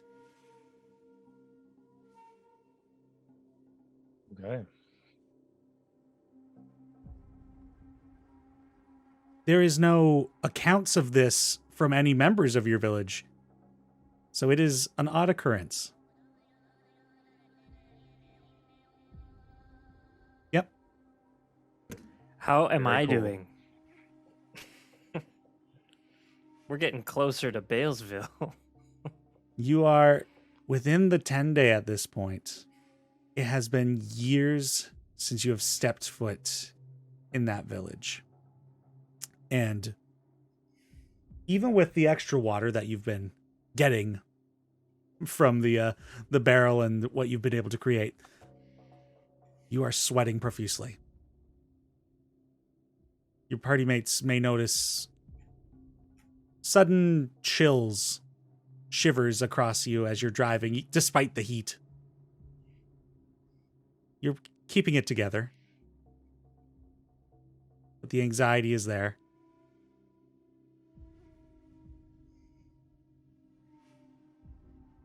Okay. Any exhaustion? Not this day. Okay.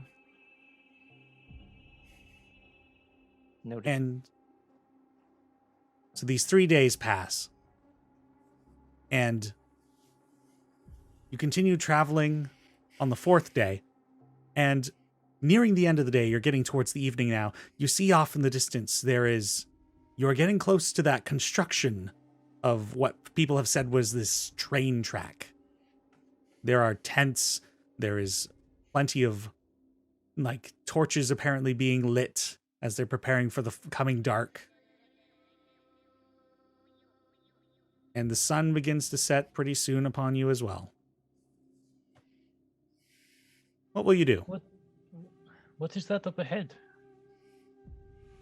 We saw this from afar before, Drac, when we were first coming in to Starcross. This is what they were working on, I think. This railroad. I would Mhm. quite like to see it. Yeah, are we close enough to see it up close? The road will take you near it. You'll just need to continue traveling for probably about another hour or so. I guess we could see We it can tomorrow do- if it's not safe, but Yes, I'm okay with this.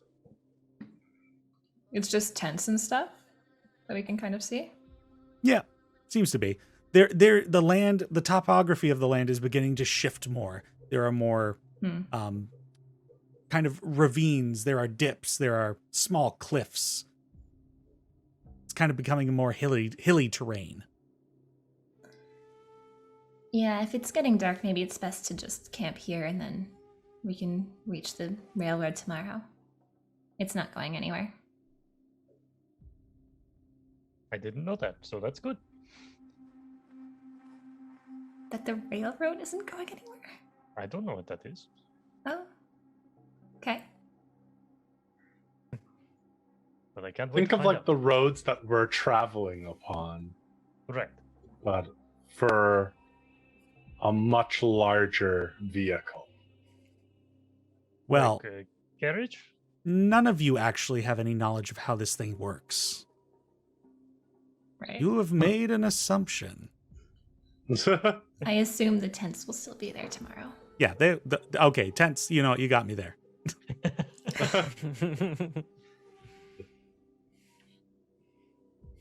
All right. All right. Set up camp. Set up camp. Right. Set up camp, and another night goes by. Day 5. You wake up early, and you carry on. And an hour passes, and you're walking by these tents. There are quite a lot of them, and kind of a bit of a walk away from them. They don't really set the tents up next to this, but the construction, there is a lot of piles of stone. And it looks similar to that same kind of stone that the statue, the fountain, the grand fountain in Starcross had been made of. That rose vein quartz. And not far from that, it seems that there's this kind of almost a like a man-built elevation in the ground that's kind of trapezoid shaped, and it snakes across the land back toward the north. Almost like a ditch.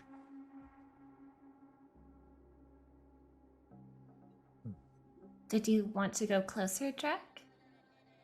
Are there people around? They're starting to emerge from tents, but Are we allowed to get closer? I don't know, to be honest. Just look at Nell. Nell, can you come with me, just in case people ask questions? Yeah, absolutely. I mean, you're all also welcome to come too, if you want. I don't think know. we should all go, maybe. Yeah, maybe going as a group is better. All right. Yeah, we should stick together. Let's make it clear that we're not here to hurt them. They might be concerned about a large group approaching them. yeah, I mean, it's Any- only like a minute or two off the road. Like, it's pretty close. Okay. Can you describe the trench thing again? I missed the first part of it. So it's built like a ditch, but instead of being dug into the ground, they're building a structure out of the ground and then creating the ditch. And it's being Okay. made out of this rose quartz. Interesting. Okay. So you've all I guess decided we- to head towards Yeah. the camp? Yeah. Right. So you drive the wagon off the road a bit. It kind of becomes a little bumpy. And as you approach the camp, there are people in plain clothing, just prepared for the weather. And they've got wheelbarrows. There are carts filled with more of these stones, and horses pulling these carts, and they're making their way toward that ditch-like structure. And one of these tents is bigger than the others. And as you're pulling into this camp-like area, there are some guards around here as well. Some of them, none of the Argon folk lawkeepers that you'd seen in Starcross. These are more. Most of the population here seems to be human. Some dwarves, and they're wearing leather caps. A lot of these guards have spears, and there are a couple of individuals in the camp that have come out, and they're wearing these full plate armors.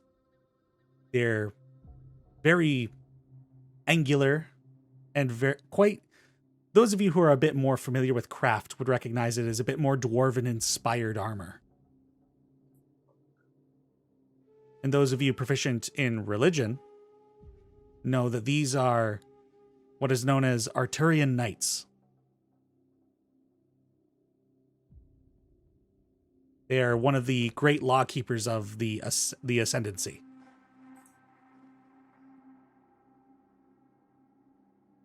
As you approach the camp, this lady wearing one of these suits of armor at a table in front of this large tent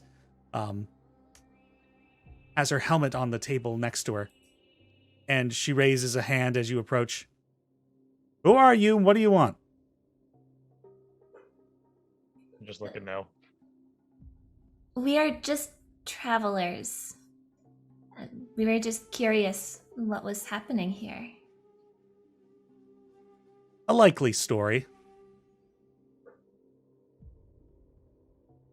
But It's likely because it's true.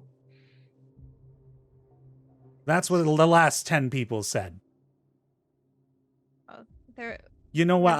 I might be a bit on edge. Come in, whatever.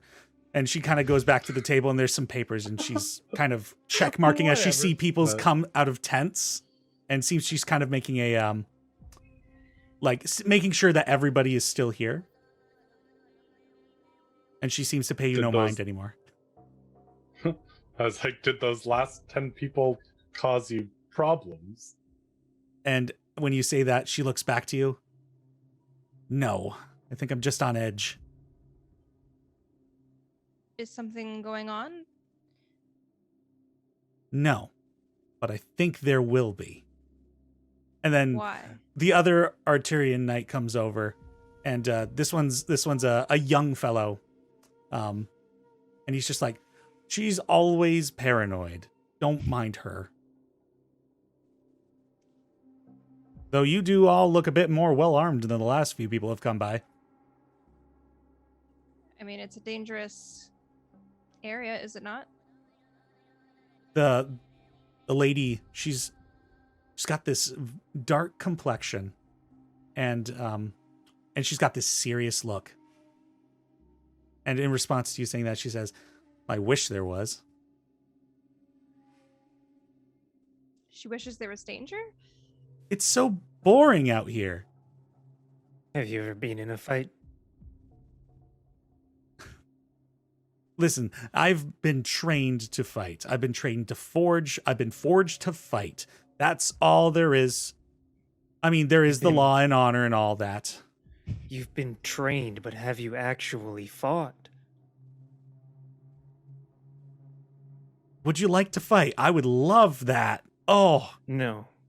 If you've been in a fight, then you might not be eager to find one. I'll and fight I you. speak from experience. she squares up with Gideon and gets like right in his face. Yeah, I fought. Then why are you so eager to fight again? Going poorly. Just walk over and kind of grab Gideon by the shoulder. Like, Gideon, friend, come this way. Let's go look at the railroad. Yes. We Yeah. just wanted to come by to see what was being built here. None of us know I've never much seen about one this. before. It's so interesting. And I'll just like pull Gideon towards the railroad. Yep. And when we're out of earshot of them, he'll say, "I'm sorry. I don't know what that was." It's okay, my friend. I know we're getting closer to your home. Must be taking a toll on you. Yeah, a little bit. Come, experience my first time seeing a railroad. Mine too. There you go. Same. Nell's still kind of looking back at her, just being like, guess we won't fight. That's fine. I don't think it's a great idea right now. That's fair. So The we'll lady move go- down, I guess, closer to the railroad. The lady doesn't go back to her paperwork, but she watches as you all walk off.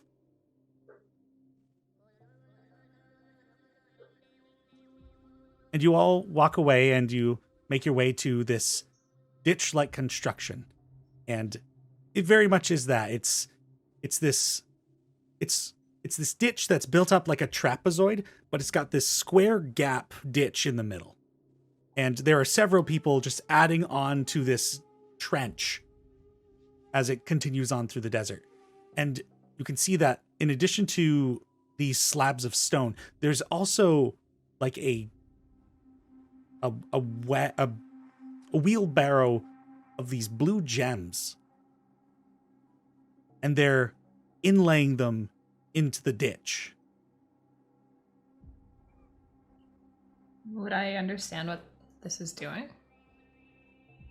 Go ahead and make a Arcana check for me. It's like a waste of good gems. 14? You get the idea that it must be some type of material component, but you're uncertain as to what effect. Looking around the area, there are these workers, and at a table nearby this large pile of these slabs of stone, there is this very short-statured individual wearing very fancy clothing. Green hair slicked back, and he's just looking at these blueprints.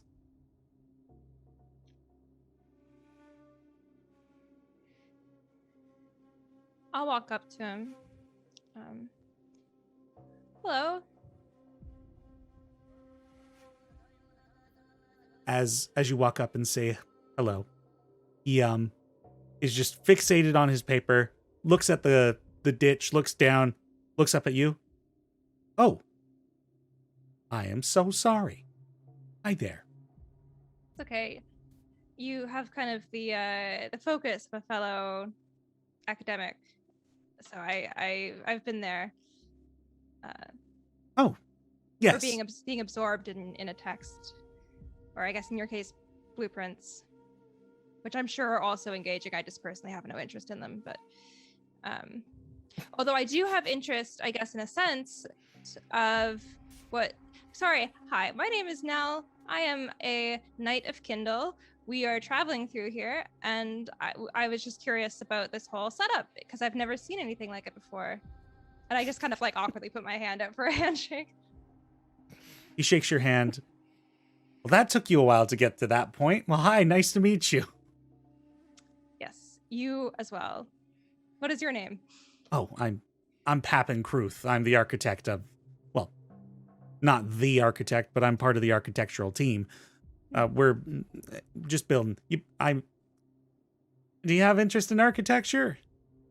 I have interest in this particular architecture, as I've never seen it before. Well, I mean, it's first of its kind, so not surprised. Right. What does it do? Well, we're laying this ditch here. It's going to go Mhm. all the way to the shores in the south. At least that's the plan. It's going to be a transportation much faster than walking, much faster than carriages. But we got to get it done. Right. How does it work? Well, from what I understand, what the plan is, there's going to be this long, I don't know, I've been told it's kind of like a wagon, kind of like a covered wagon of sort, but it's going to be fueled on water magic. And that's what those stones are, by the way. Water? Well, no, they're elemental stones. Oh. They're whoever's driving this thing. These are only people trained in magic are going to be able to drive this, and using elemental magic, they'll be able to cast a spell one time, get the train going, and these stones will help keep that magic going for longer periods of time than they normally would. Oh, I see. Well, that's very cool. Sorry, this is just very beyond me. I've never heard of such a thing before, so. Yeah, I don't know what it's going to look like either. We just got to get the ditch done. Then I mean, it very well could go into redesigns, but I mean, hopefully they need the ditch still because that's going to be very expensive. Right. Whose project is this? Oh, this is all part of the Ascendancy. Right. Yep. There's the goal of from all the way to Brobar to all the way to the south, to the Halvor Ocean. We're going to connect this land all back together. Wow. Well, I wish you luck with the rest of it. It'll be very cool to see once it's done. Sounds crazy to me, but Yeah. Provided we can get it done. And they start barking at people. Just getting people moving again. Because people seem to have kind of like slacked off while you were talking to them. cool. I'll just kind of awkwardly walk away. Mm-hmm. What was their name again? Just so I know. Papin Kruth. And they were elfin? They were a gnome. No. Oh. Okay. Cool. Walk back over. Like, what's like water magic specifically about? I'm asking this to like Rhea and to Elowen. This is like a water magic tunnel or something. Oh, that must be what the stones in here are. I didn't recognize them, but they must have some sort of carriage or something that will run across these, and the magic from the water stones will power its movement. That's what he said, although even he seemed like a little confused about what it's going to look like, so. Yeah, I can't quite imagine what it will be either, but it sounds fascinating. Be a brilliant way, much more convenient than this walking we're doing. For sure. I mean, As convenient to us, but not necessarily the nature around it. It's a lot of magic. That's true. As you're all talking about this, it's almost as if something seems to block the sky. It's just kind of this dark shadow falls on the land for a sec. But it doesn't pass then. And you all look up. And just an intense cloud cover has suddenly formed over. And it is actually clouds? Start looking for our friend Renan. It almost... Yeah. It almost... Like, with how little light it's letting through, it's hard to tell. It could very well just be some sort of blanket. It could be clouds. It's blocking out the sun. I'm going to cast light on my holy symbol. And from off back at those tents, you hear the galloping of footprints or of hooves and screams and yells and suddenly clashing metal. And we're going to jump into initiative when we get back here from break.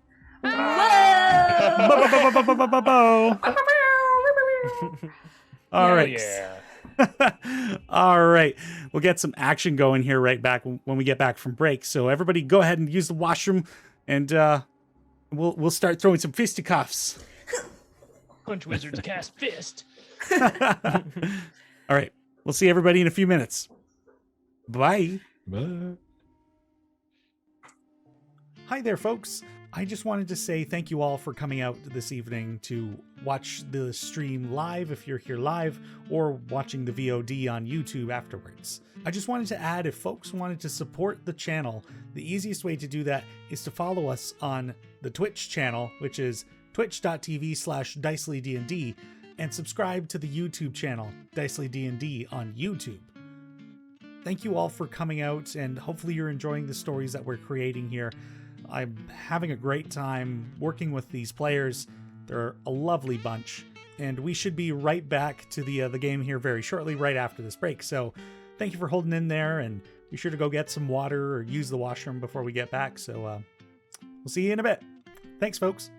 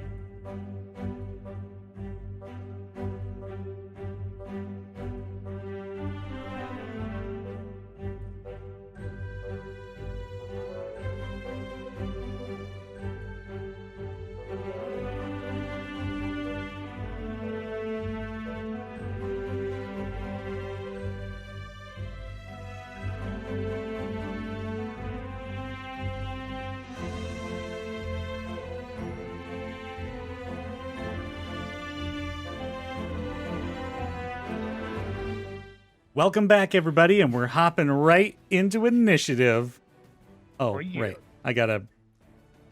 I'm so good at this. Hold on. We're hopping right into it. Here we go. Right into it right after this delay. So I have figured out how to do Roll20 so that you guys see what they see, kind of.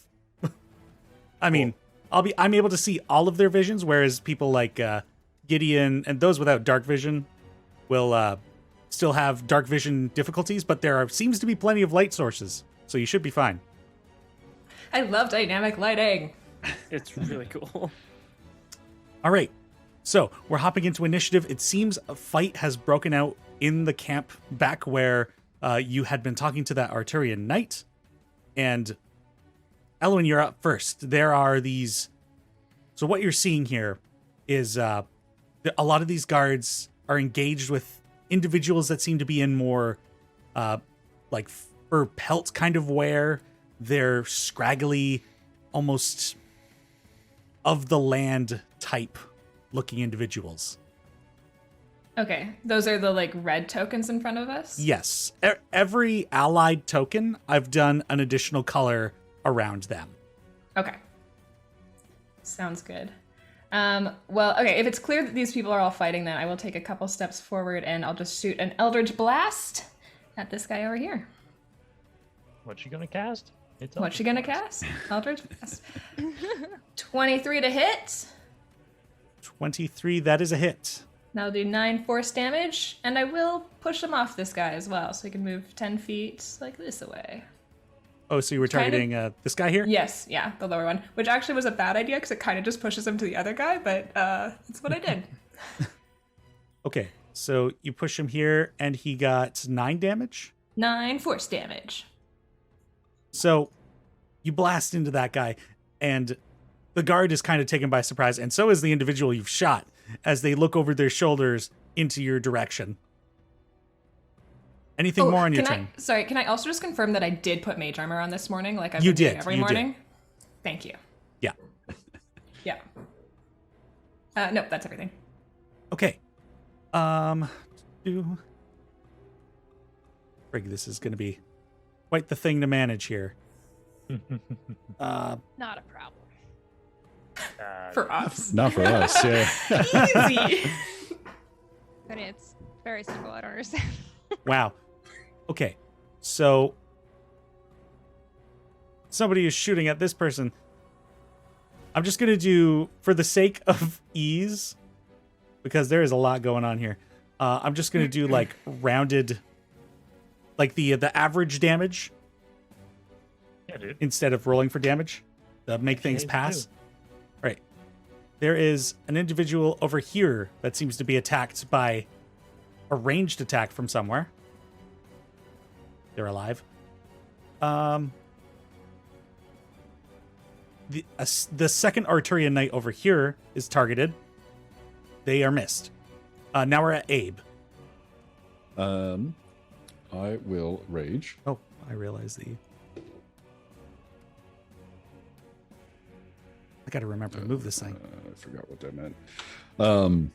So Abe, upon sort of seeing the Eldritch Blast and hearing the sounds of the clashing steel, kind of reverts back to that animalistic posture and just leaps towards this guy. And recklessly attacking, sort of almost doing a Superman punch with his great axe head. Mm-hmm. That will be a 25 to hit. That will hit. And as he brings the axe head down, there's almost this dark green and murky black echo of it that trails after it. So I do 11 slashing and 7 necrotic. So what does that do to an individual? 'Cause that man's gone. As the blade hits him, the necrotic energy seems to enter through the wound, and there's this brief moment where some of the more perceptive of the party would almost see this flash of green energy leave the body of the person and enter into Abe's chest. Oh. Nice. Cool. Okay. Cool. I still have 20 movement, so I will interpose myself between these two gentlemen and this other person.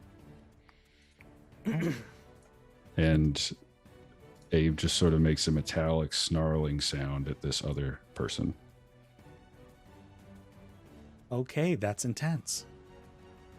It's the only way to do it. After Abe is Dracul. Oh. Can I tell if these assailants are wearing clothing similar to Renan? Sure, Do just I by get the... a I'm not going to make you roll witty for this. vibe? Yeah, well, if they're wearing outfits similar to Renan, no. They're not dressed druidically. Cool. All right, then. I will then... I have 40 feet now. I'm so fast. Look at them go. Well, I'm not that fast. I can get to it. I guess, can I get up to the other guy? Next Can I get Abe? to this guy? Yeah. Yep.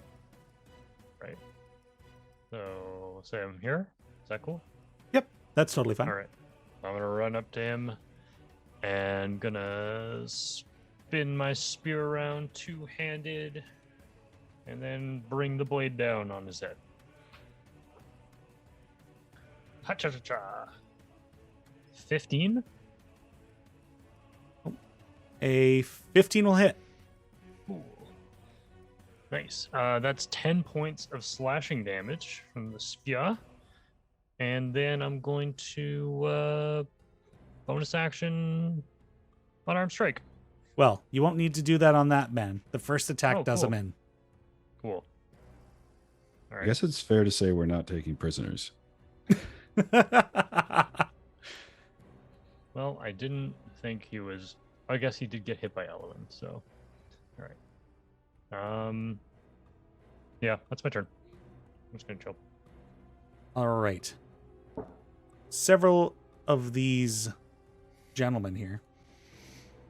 There are a few making attacks over on this side of the battlefield.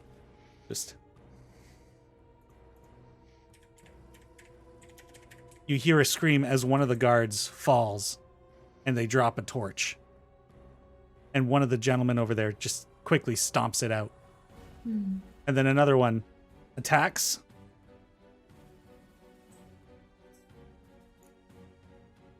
And a second guard falls. And some begin moving into the light over here.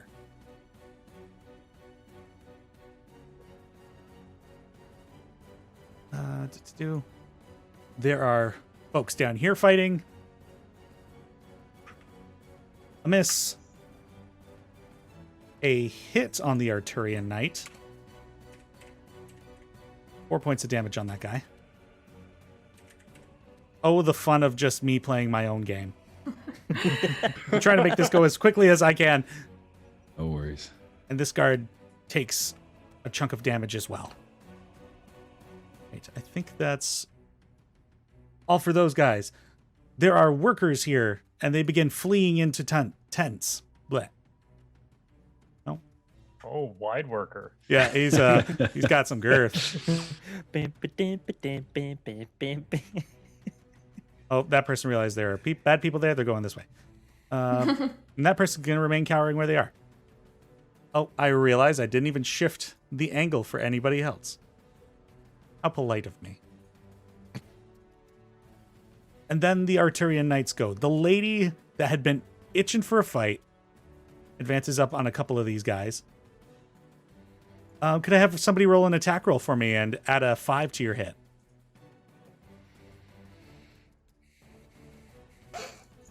19.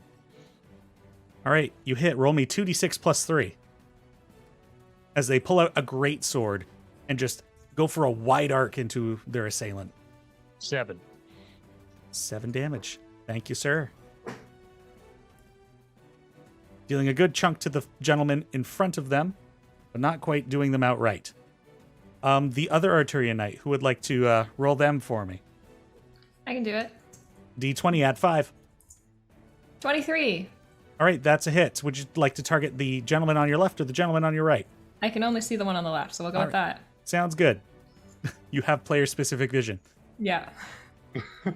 So 2d6 plus 3. 8. 8 damage. A decent chunk out of that gentleman. All right, great. And moving over here, this gentleman. Why am I using that one? That gentleman, there we go, that's yellow, is attacking the person right in front of them for a definite hit.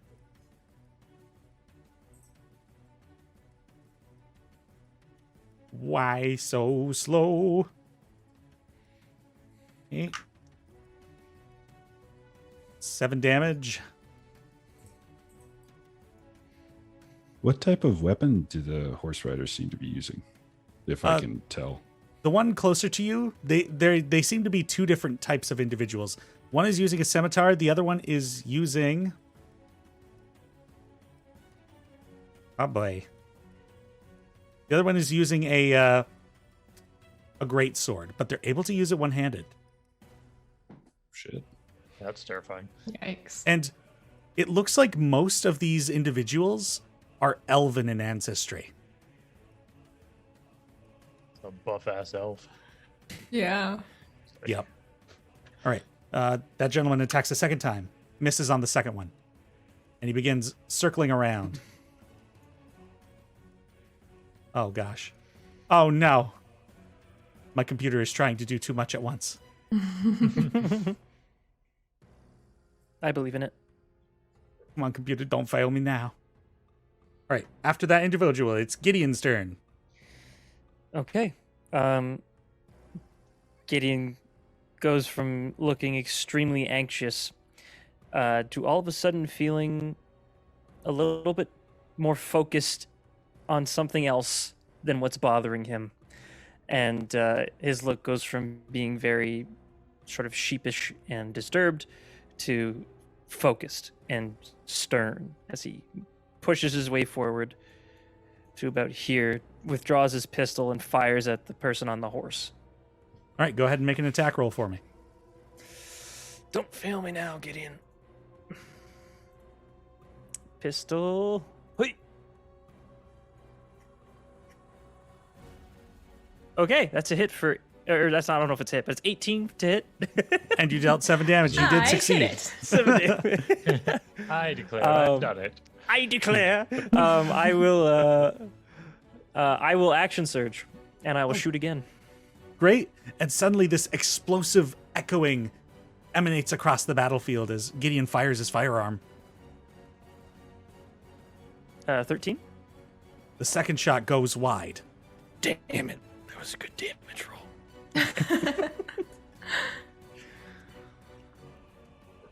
Azaria. Anything else on your turn? I'm just checking to see what I can do. Nope. Carry on. All right, Azaria, you're up. All right, I'm going to use my bonus action to dash.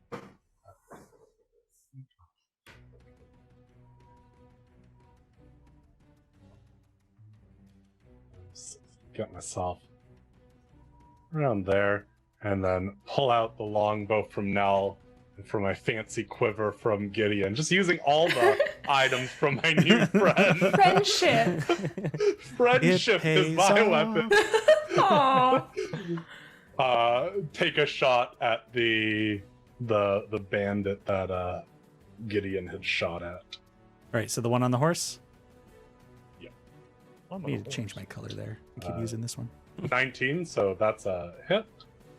Yep. 9 piercing damage. Another 9.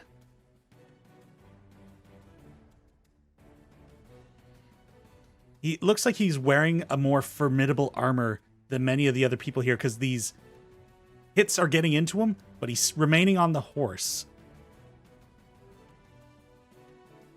And that is all for my turn. All right. The guards begin advancing.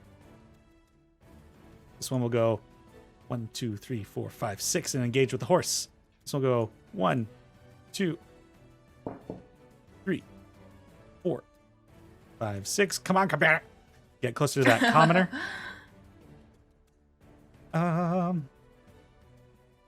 This guard will attack. Oh, can't see that. There is a guard over here. He will attack. A bandit in front of him. He will hit.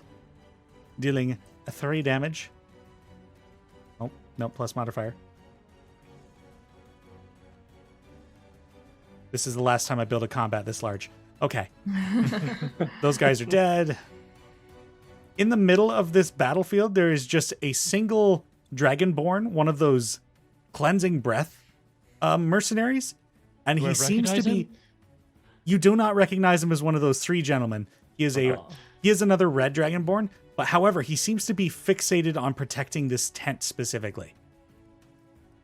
Okay. He will ready an attack to hit anybody that comes in melee.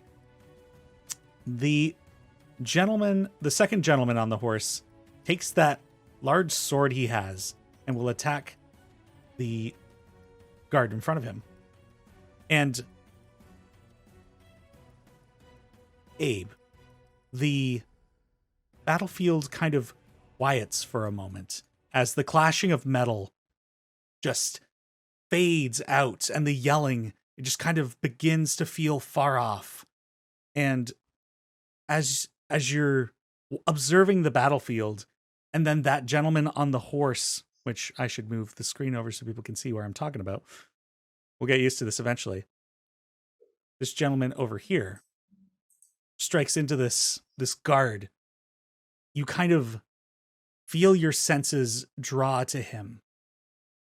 And somewhere off in the distance, you hear this call of a bird of prey. And it almost feels like time slows down briefly. And you almost feel the sense that all these individuals turn and look in your direction. And then things pick back up. And the noise returns and your senses are brought back. Anyway, he's going to deal damage now.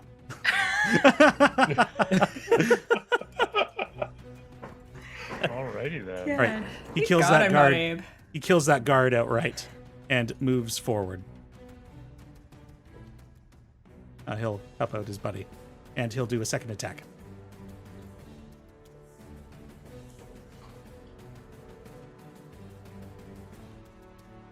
Killing that guard as well. All right. Now it's your turn. I'm so far away from everyone. Well, I guess I will move. Yeah, I can only get to them if I dash. I don't want to waste my whole thing. No, I will. I'll dash. Yeah. So I can get about here. Whoa! The lighting moved. I hadn't moved yet. So it's very exciting. Wow. Okay, cool. Yeah, I am there, and that's all I can do. Is it a bonus action to do the dodge, or is that an action? It is an action. Okay, Depending well, on your class, you could do it as a... Wait a minute. That's a rogue thing, isn't it? probably. Yeah, I get... Rogue or monk? Oh, or monks. Oh, no, rogues can't dodge. Hide, No. dash, or No. disengage. That's Yeah. right. It's monks that can dodge. Right. Okay. Gotcha. All right, that's fine. I will just be there with my sword up. On the other side of the battlefield, there's an individual over here that seems to cast some magic on his 3 allies over in this section. Returning top of initiative. Elwyn, your turn again. Wow. Yeah, I just keep ending up. Now I'm all alone up here. I will move. 5, 10, 15, 25, 30. Wait, what is this? Is this a cliff? Can I get down here? That is a cliff. You're about 10 feet up there. Maybe that's fine. I will move to here then. I'll just take the high ground. Cool. If I target this man specifically and not the horse, if I hit him with my Eldritch Blast, can I push him off his horse? There is a chance to do that. I better Well, pull that's up what I'm those- going to try to do. Yeah, I better pull up the horse rules. Horse rules. Horse rules! Well, I will cast Eldritch Blast at him. Gotta let them horse rules. That's a 19 to hit. Right, I believe a 19 hits the, which gentleman were you targeting? The one right in front of Nell. Ah, all right. Yeah, that'll definitely hit. So it'll do 4 force damage, and it does push him back 10 feet. And that's why I'm wondering if I can push him off the horse, rather than pushing him and the horse 10 feet. Right. And as I try to manage his health and also look up the horse rule, You just say it happens. you can just say it happens. You know what? That is a thing I can do. You're the god here. You do. You're the god here. Yep, you We're lucky push him 10 Jenny feet is- and he's off the horse. Fun. Nice. Nice. Good. Wow. We're lucky Denny doesn't have an ego. But my precious. Okay, I can only do single digits worth of damage at a time, but push him around. That's what I'm here for. All right. And that's all I'll do for now. From across this ravine, a shot is fired at you, Elowen. Uh-oh. Oh, Maybe I should have stayed up high. Crisis mode. A 17 to hit. Yeah, that'll hit. As an arrow comes from the darkness on the other side. 5 points of piercing damage.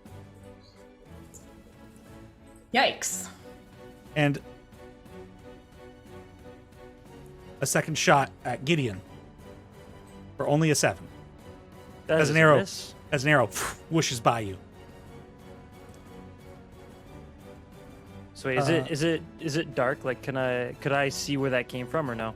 You can tell the direction, but you cannot see that far. Okay. I'm assuming you have your. Well, I imagine you'd probably be able to see the dim light, so you have disadvantage looking over there if you attack, but you probably get the sense of where it came from. there's also Okay. bright light around me in a 20-foot radius because I cast light on my Oh, that's voice right. symbol. I can change that. So it's bright light in a 20-foot radius and then dim An light for additional- another 20. Yeah. So quite a bit of decent lighting. There you go. Oh, wow. Ah, let there be light. Drac is light. Let's. This individual here is going to fire at Drac because he is light Oh, I'm light. for only a 9 to hit. This particular archer does have an ego, so we'll do a second shot for a 22. I mean, I guess that hits. Catch it. And I cannot do very that. well. Oh, not Oh, yet? rats. Oh, no, yeah. because you multi-classed. Right. I'm not That's that right. level yet. 7 piercing damage. 7.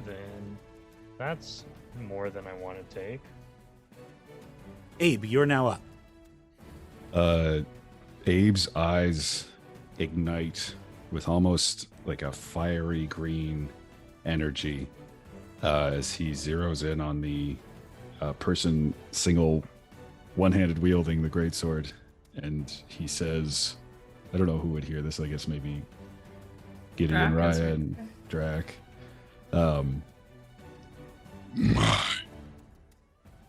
Okay. And he will, luckily it's a straight line, he will sprint 15, 20, 25, 30, 35, 40. And he will sort of like leaping swing to try to take this guy off his horse using reckless attack. Yep. 18. 18. Damn it, I gotta ungroup them. An 18 does hit. Okay. There's the same necrotic wake off of the axe head. That is going to be 15 slashing and 2 necrotic. Ooh. Mine is 17. Yes. All right. Math, quick math. All right, got it. And that is Abe's turn. You know what? Let's see here. How much did you say that was to hit? It was an 18. An 18. When you strike it, He gets around the other side of his companion, and his companion takes the damage as his reaction. That's awesome. Okay. So 17 damage to that guy. Quick math again. Why did I do this? For the epicness? Yeah, I suppose so. It was worth it. All right, anything else on your turn, Abe? Nope. All right. After Abe is Drac. All right. Drax sees Abe rush into the heat of combat and seeing these guys like clearly showing some sort of competence. Drac will mutter a prayer under his breath and cast Shield of Faith on Abe. So you have a +2 bonus to your AC as long as I maintain concentration.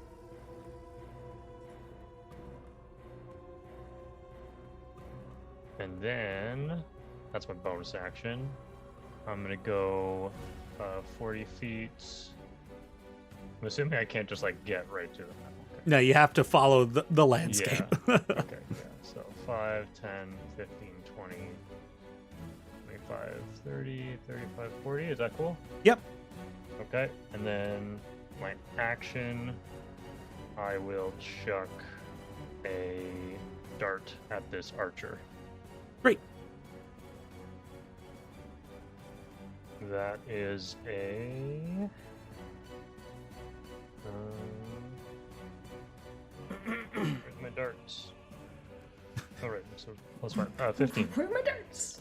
Sorry, how much to hit? 15 to hit. 15, that'll hit. Nice. That'll be 5 points of piercing damage. 5 That's my points. Nice. As you just launch one of these darts and just gets them in the side, sticks into their armor, and they just, Anything more on your turn? Nope, that's my turn. All right. The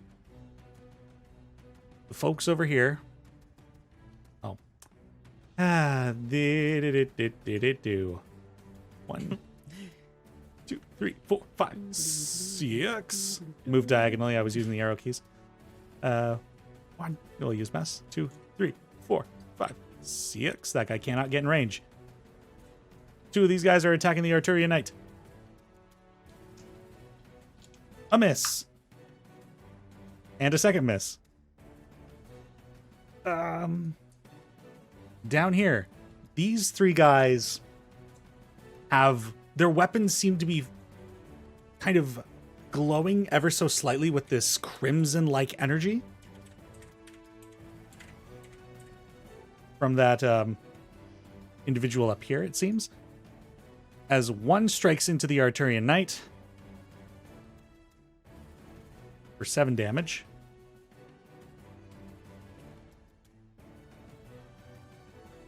The one beside them will attempt to attack the same for a miss. And the third will attempt to attack the basic guard for another basic miss. I'll have this guy dash. So he can't attack, but he will be ready. After them, this worker is going to flee over near Azaria and try and book it out that way. This one is going to try and get around. Oh, I made them fight again. Don't mind them.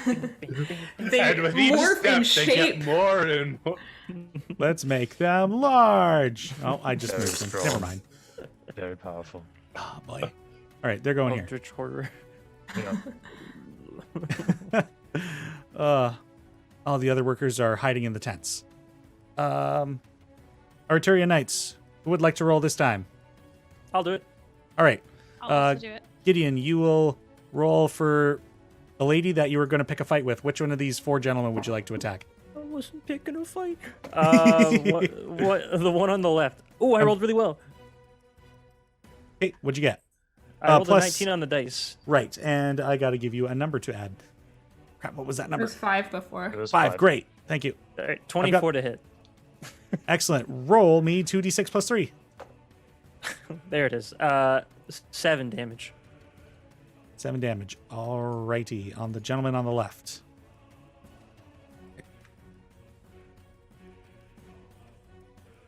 Oh. Nell, go ahead and make me an attack roll for one of yours. Which gentleman would you like to hit? One on your left or your right? Left. All right. This guy here. Ooh, baby, that's a nat 20. Ooh, Nice. baby. Nat 20. All right. So you're going to do 2d6 plus 3, which was going to be 15 instead. Roll me an additional 2d6.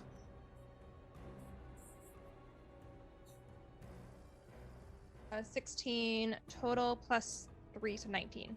Ooh. All right. That gentleman is just cleaved. Hell yeah. I hope I roll as well on my own Yeah. great sword attack. After that, we're going back over to the guy that Elwyn knocked off a horse. Yeah. He's going to stand up and like snarl angrily at the guy who swapped him places to take Abe's damage, and he's going to attempt to attack Abe. He has advantage. Ugh. But you Okay. have higher AC. My computer is chugging along.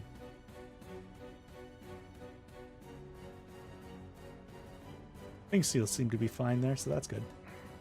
Okay. So the individual gets 23 to hit. Yeah.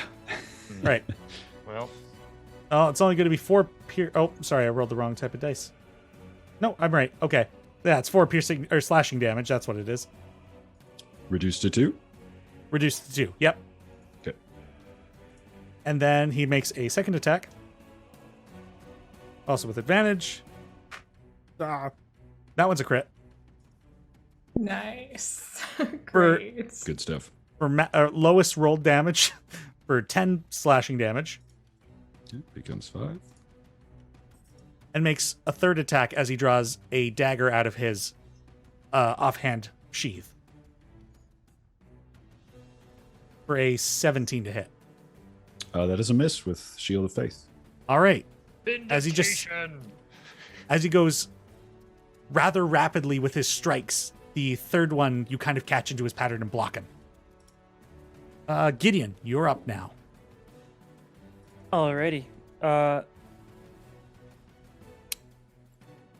Gideon will look to Elwyn because I assume he heard her get hit with an arrow. Say, are you okay? Yeah, I'm fine. You're tough, and he'll move in and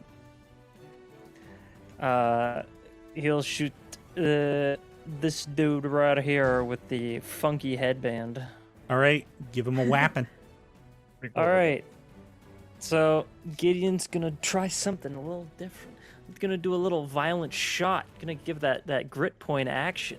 Yeah. Let's see how it pays off, if at all. So my malfunction value is now 3, I believe, or 4. Let me check. It is now 3. So if I roll a 1 or 2 or a 3, goodbye pistol. Please roll better than that. I rolled a 2. So Oh. my pistol. So here's what happened. Please. Oh, and you I used thought your that was okay inspiration because I to- saw it was a 10. That's a shame. Yep, that's a shame. Rough, buddy. Well, regardless, that's rough, buddy. Well, I'm still gonna flavor this. So Gideon whips out his pistol and aims the shot after dashing a bit, and he gets a very deep focus as he aims his pistol, and he feels the mark start pulsating on his chest as he takes aim, and the pistol glows a slight bit, and then there's a click as he all of a sudden looks at it, confused.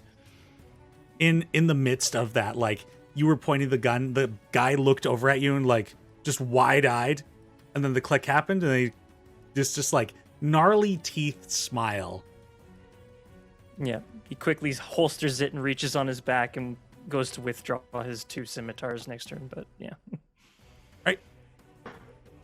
After Gideon is Azaria.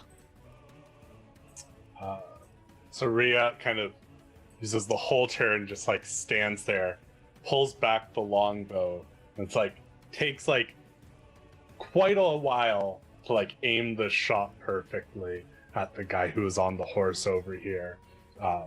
You can see like kind of the breathe in, hold the breath, and then let go of the arrow as releasing their breath. I'm taking a precise shot. And which one are you hitting? The one that was on the horse. Oh, the one that is still on the horse. Okay. Yeah. Does a 21 hit? 21 will hit. For 9 piercing damage. All right, he will take that as he has no reaction. And that is my turn.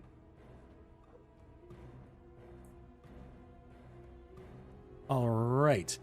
And okay, so this guard is going to come up next to Abe and also attempt to attack that dude. Oh, my die just did like a weird skateboarding trick down my keyboard for a miss.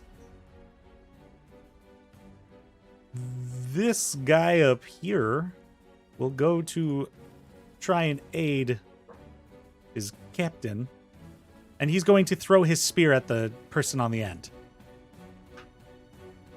For a hit. And that guy just falls into the others. Oh, good on you. You're getting a promotion. I don't know what your name is, but you will be you will be rewarded. Moving down here, this guard will attempt to take out one of the two in front of him for a miserable fail. I believe that's all the guards I have at the moment. Now we're at the guy on the horse. He's going to oh, that's the wrong guy. So many stat blocks. All right. We're going to do one attack on Abe. Wow. Okay, a 9. With advantage? Yep. I rolled a crit That fail and a sucks. 4. Nice. Yeah. Ooh. He's going to second attack the guard. That one will hit. And that is... He just strikes down that guard. And then a third strike at Abe. And that one's a crit. All right. All right. That's going to be for 23 slashing damage. Becomes 12 or 11? 11. Okay.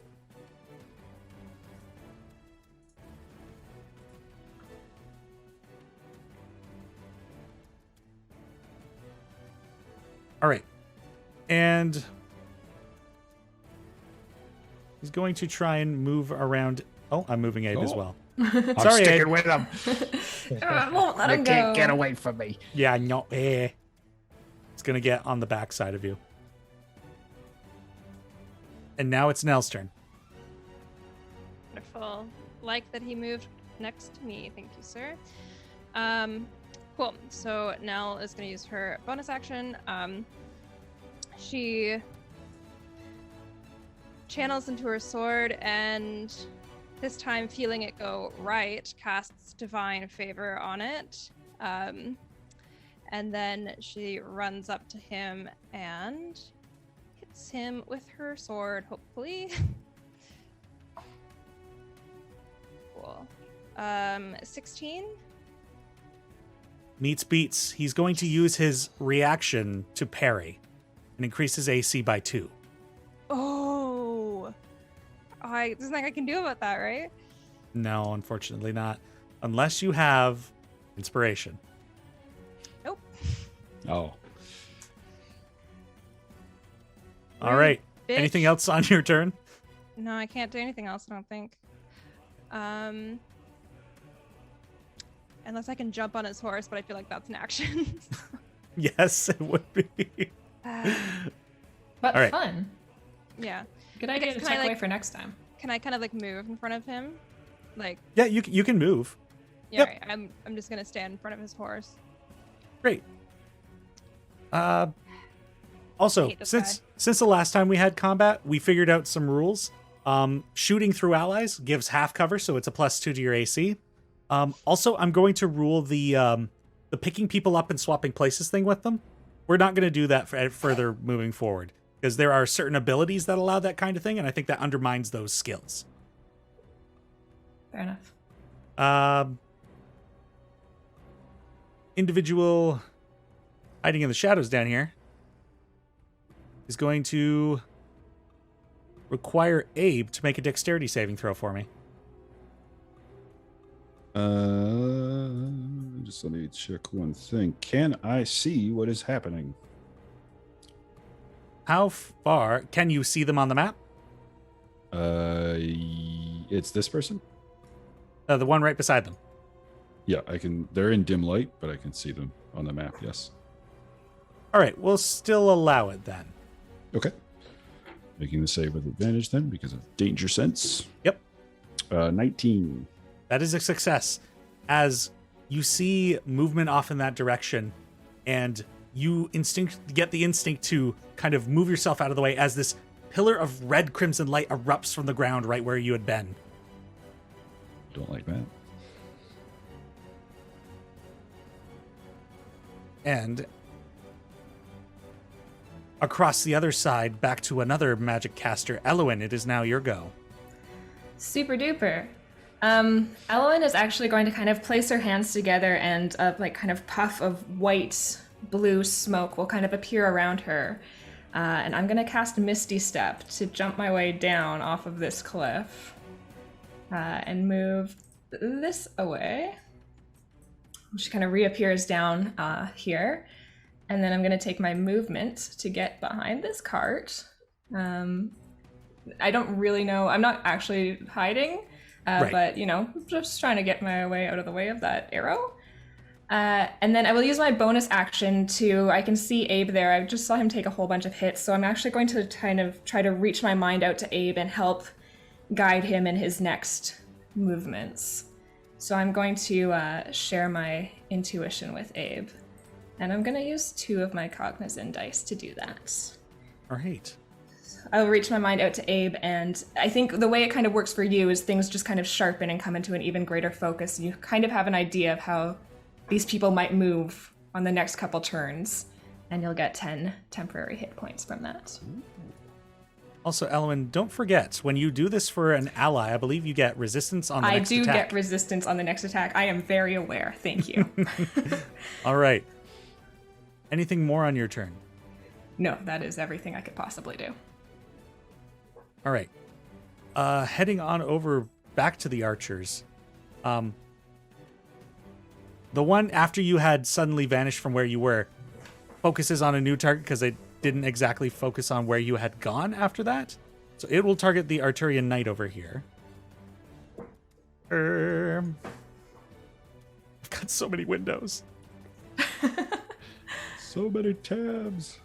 Did I close? I'm a genius. I'm a genius, Yeah, I you did. tell ya. Oh, no, I didn't close it. Okay, that's good. He's no longer a genius. Yeah, I've lost my genius. Okay, they missed the first shot in the Arturian Knight. Second shot is a hit for 4 damage. He's wearing down, but he's still good.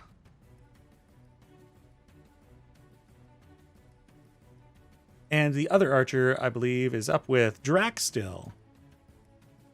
As you're getting closer and closer, Buddy. they're going to panic fire on you. Oh. For a wide shot. Oh, and a 22 to hit. For 3 damage, as they clearly aren't focusing their shots, and they're going to hop down and incur the 10 falling damage, or the 1d10 falling damage. Oh, no, that was a terrible decision on their part. As Drac, you watch as they fire their arrows, trying to get you to back off, and they land so poorly falling off that cliff. I didn't even want Why to did attempt you do jumping that? off the cliff for this very reason. That was stupid. You're bad and you should feel bad. Abe, we're back at you. Abe lets loose a metallic roar out of fury and will recklessly attack this person again. The one with the greatsword. Yep. 25 to hit. 25 to hit. That will hit. Bury that, bitch! 13 slashing damage. Yep. And 4 necrotic for a total of 17. Okay, quick map. Okay, got it. I'm a human computer. All right. And that's all I got. Okay.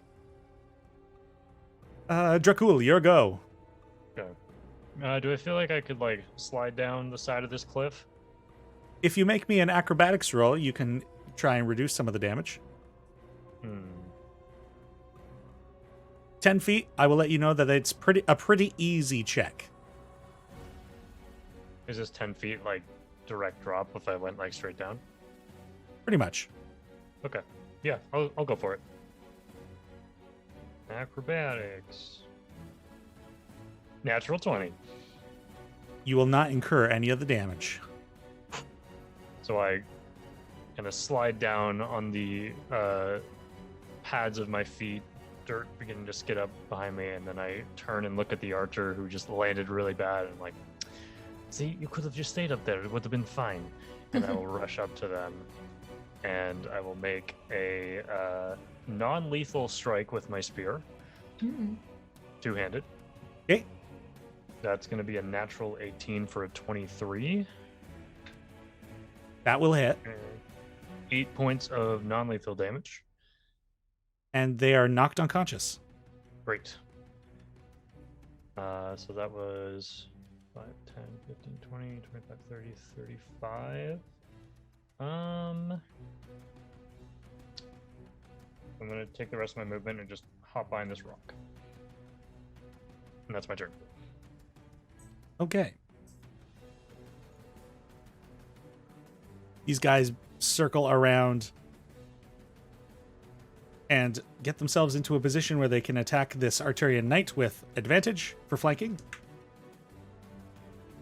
This one misses. This one will get a hit. This is the first damage this person has taken, I believe. But it is a rather hefty blow. The third guy there does not get advantage, but does get a hit, as that sudden attack seems to have really caught her off guard. She has taken a lot of damage in this turn. For another 9 there. Almost half her HP. Right. Got some warriors down here. All right, and they're blessed. So one attacking the guard fails. The one attacking the Arturian Knight also fails. Okay. There. This guy's going to shift around to try and get advantage on this guard next turn. The workers remain hiding. The Arturian Knights will attack. Go this Arturian Knight over here first. Oh, sorry.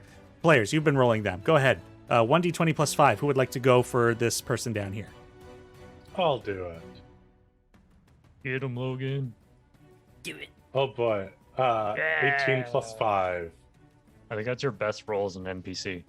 Mine was. All right, Yeah, that's I'm a not hit. going to roll higher than this NPC. And how much damage was it? You're going to roll 2d6 plus 3. 10. 10. All right. As that guy cuts down another warrior. There, I'll move them into melee with this other person. The other Arturian Knight, who would like to roll? I'll do it. All right. Which one would you like to target? The The bottom left one. Bottom left, you got it. Yeah. I rolled a 13. 13. That is a hit. All right. That'll be 11 points of damage. Nice. After getting battered by these three, she just whips around with the greatsword, and this guy is just instantly felled. Nice. And that brings us to the guy with the bandana. Bandana man. Hoping that Abe has the guy on the horse. No. He's going to get on the other side of Abe. He's going for an advantage attack. I mean, they already had advantage because you reckless, right? Yep. But he doesn't know that. Okay, and that's going to be... Chris is 23. Yeah. For a 9-point slashing damage. Becomes 4? Yes. Yeah. Okay. Get half round down every time. Okay. Second attack with his scimitar. For a 22 to hit. Yep. For 8 points of damage. All right. And third attack with his offhand dagger.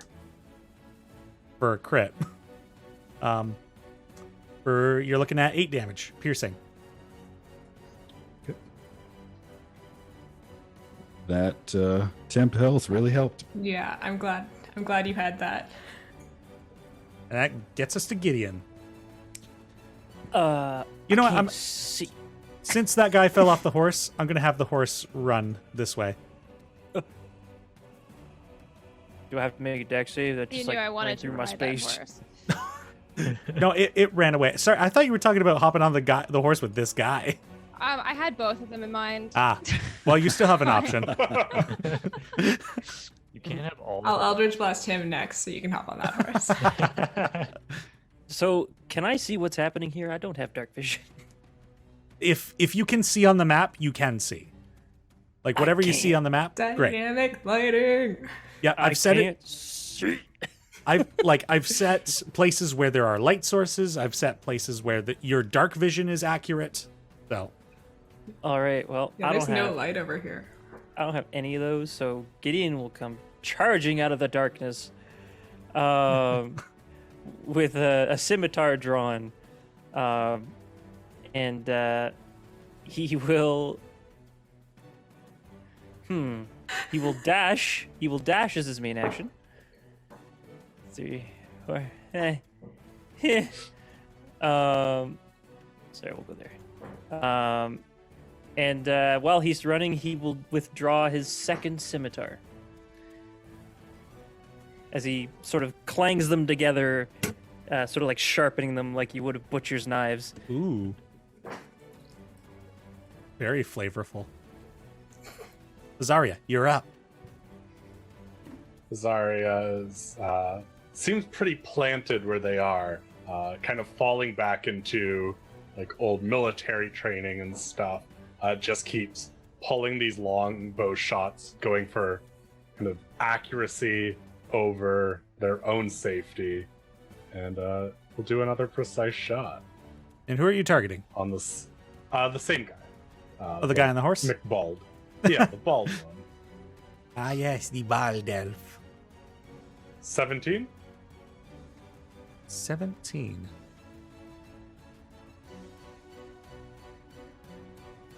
That is a hit. However, when it fires, the sword comes up and he parries it, and the arrow ricochets.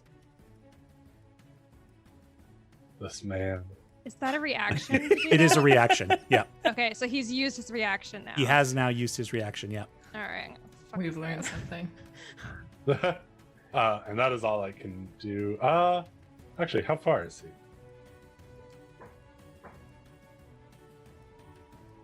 I will use my bonus action to yell at Nell to go in for the attack, as he hopefully is a little distracted, having parried my thing, and using the help action for Nell.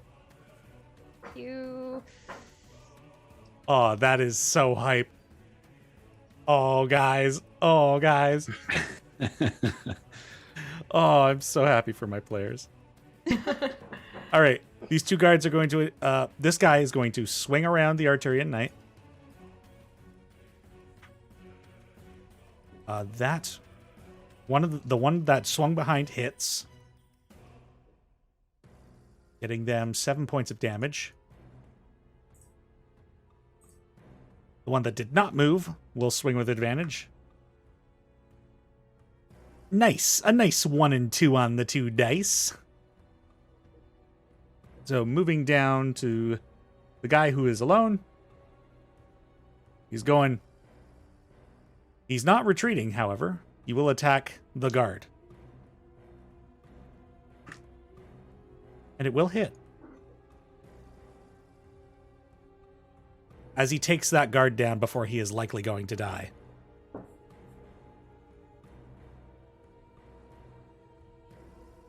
However, there still should be a light source over there because I was gonna say, they did just stomp died, out. but Yeah. my light. Now I got to add that on to another guy. The joys. Always the joys. Okay. Is it lit up there again? No, it's not. Why? Why? Why?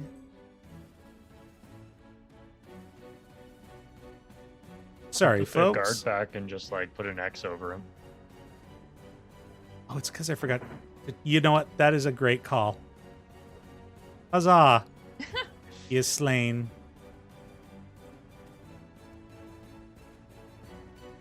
Good idea, Anthony. I got you, buddy. Oh, I appreciate you. DM hacks. Yeah.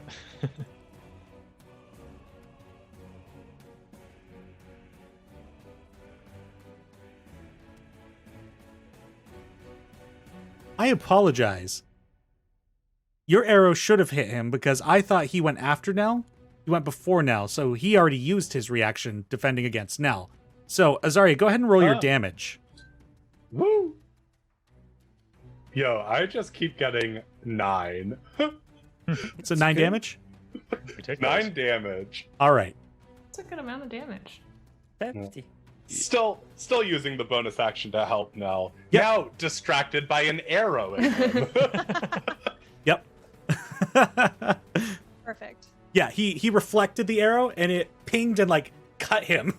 Oh, Yeah, he's the gonna arrow- get his freaking reaction back. Well, you have But you have advantage. The odds advantage. are good. Okay. He will attack Abe with advantage. Fuck, Abe. Hey, pal, could you not?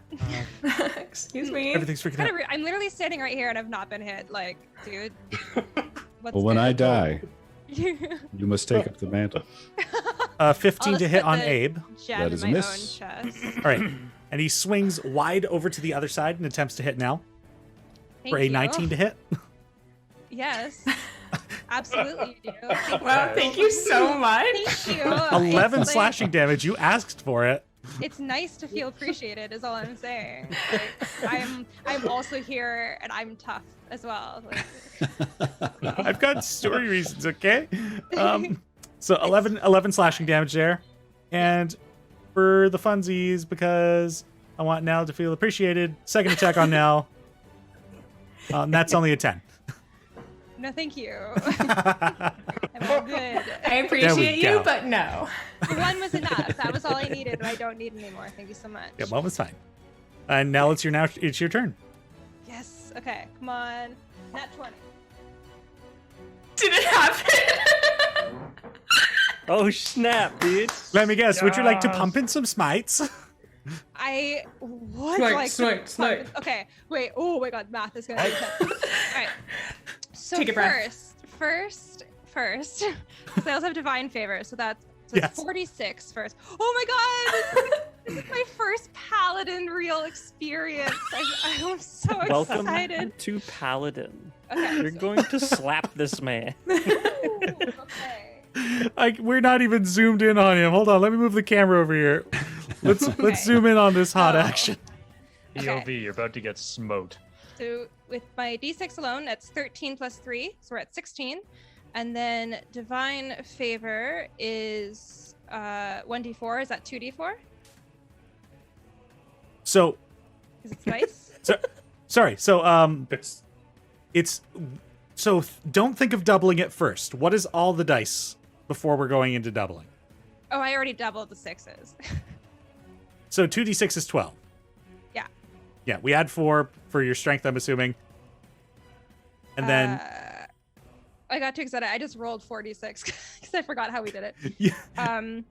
Okay, so 12 plus 3 is my strength. Okay, and then what's your divine favor worth? 1d4. 1d4. Okay, so then we got 4. So 17 so far, including modifier. So roll all the dice now. So now I roll 2d6 and 1d4. That's right. Okay. Ooh, I messed that up. Are you smiting? I am about to. So I'm just going to do it in here. So it's another 14. Okay, so that brings us to 31. 31. So you can And- smite now. Smart. And now I shall Do it. smite Do him. it. This is my first time. I just feel like a little bit of that like holy fire within me that I felt has been missing for so long. And I do 2d8. So 1 is 8, or is that 1 is 16? automatically 8. 1 is automatically. Well, 2d8 is the natural, so it's gonna be Oh. 4d8. So But Yeah, so 16, So I then you roll naturally do 2d8. 16, and now I roll 2d8. Okay, so we're at 47 before the roll. 47? Yeah. Hey, everyone! Being a paladin is fun. Yeah. Like I said, Oh. you're about to slap this man. But wait, I rolled 2 1s, but I have great weapon fighter, right? So Yeah. I can re-roll them both. That's correct. Yes.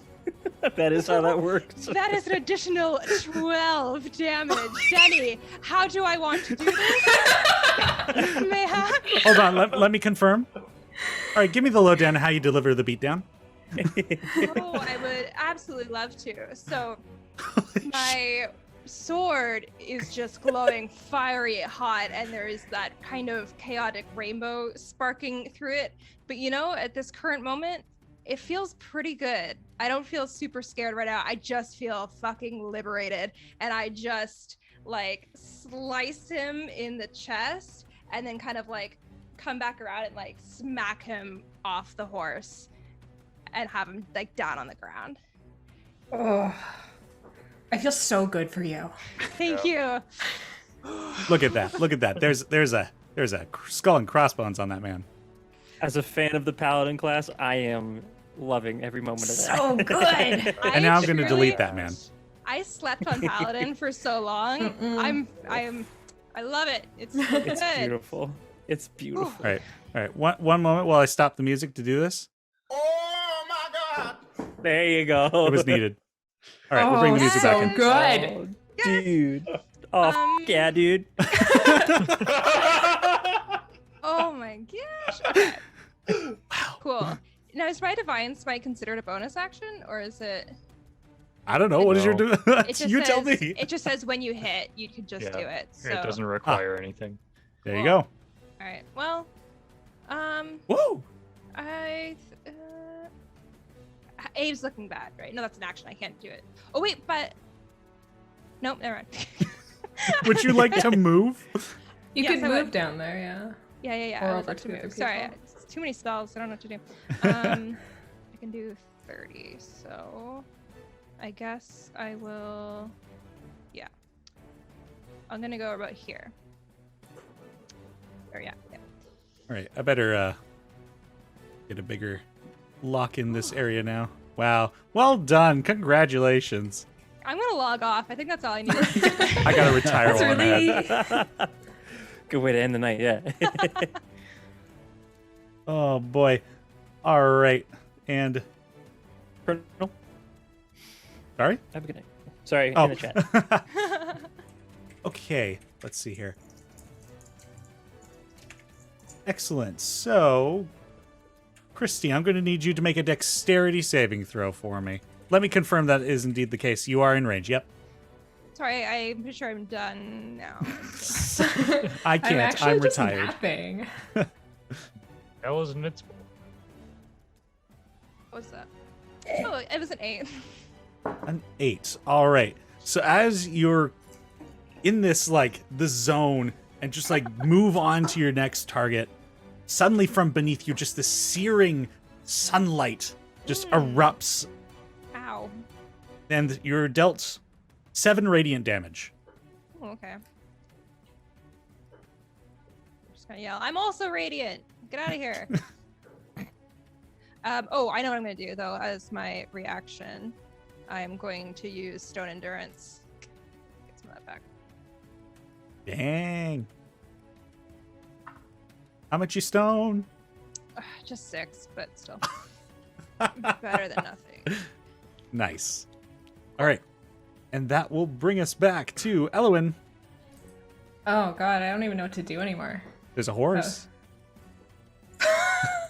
Element, do this for I me. don't know. Ride the I don't. horse. You can I don't know. parkour up the cart onto the horse. The horse is like 3 times taller than me.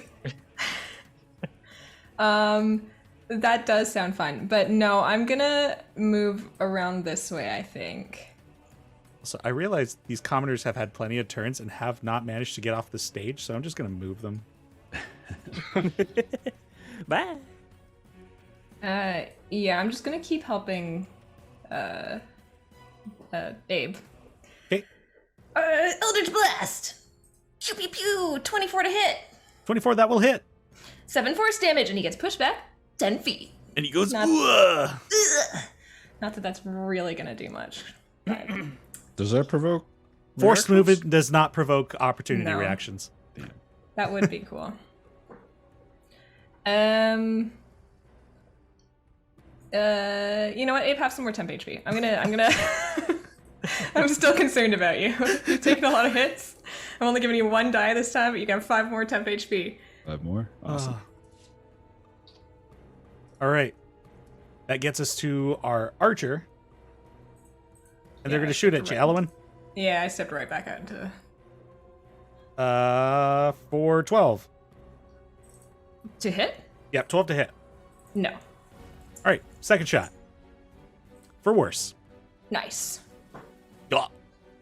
Major! Ping. And the other one's unconscious, so that brings us to Abe. I can't actually see the person that Elwyn pushed out of my melee range anymore. But you saw which way he went. Oh, what's the ruling on that, Denny? Would I know? You can go that way. You're fighting blind, however. As you At are in least, darkness. Yeah.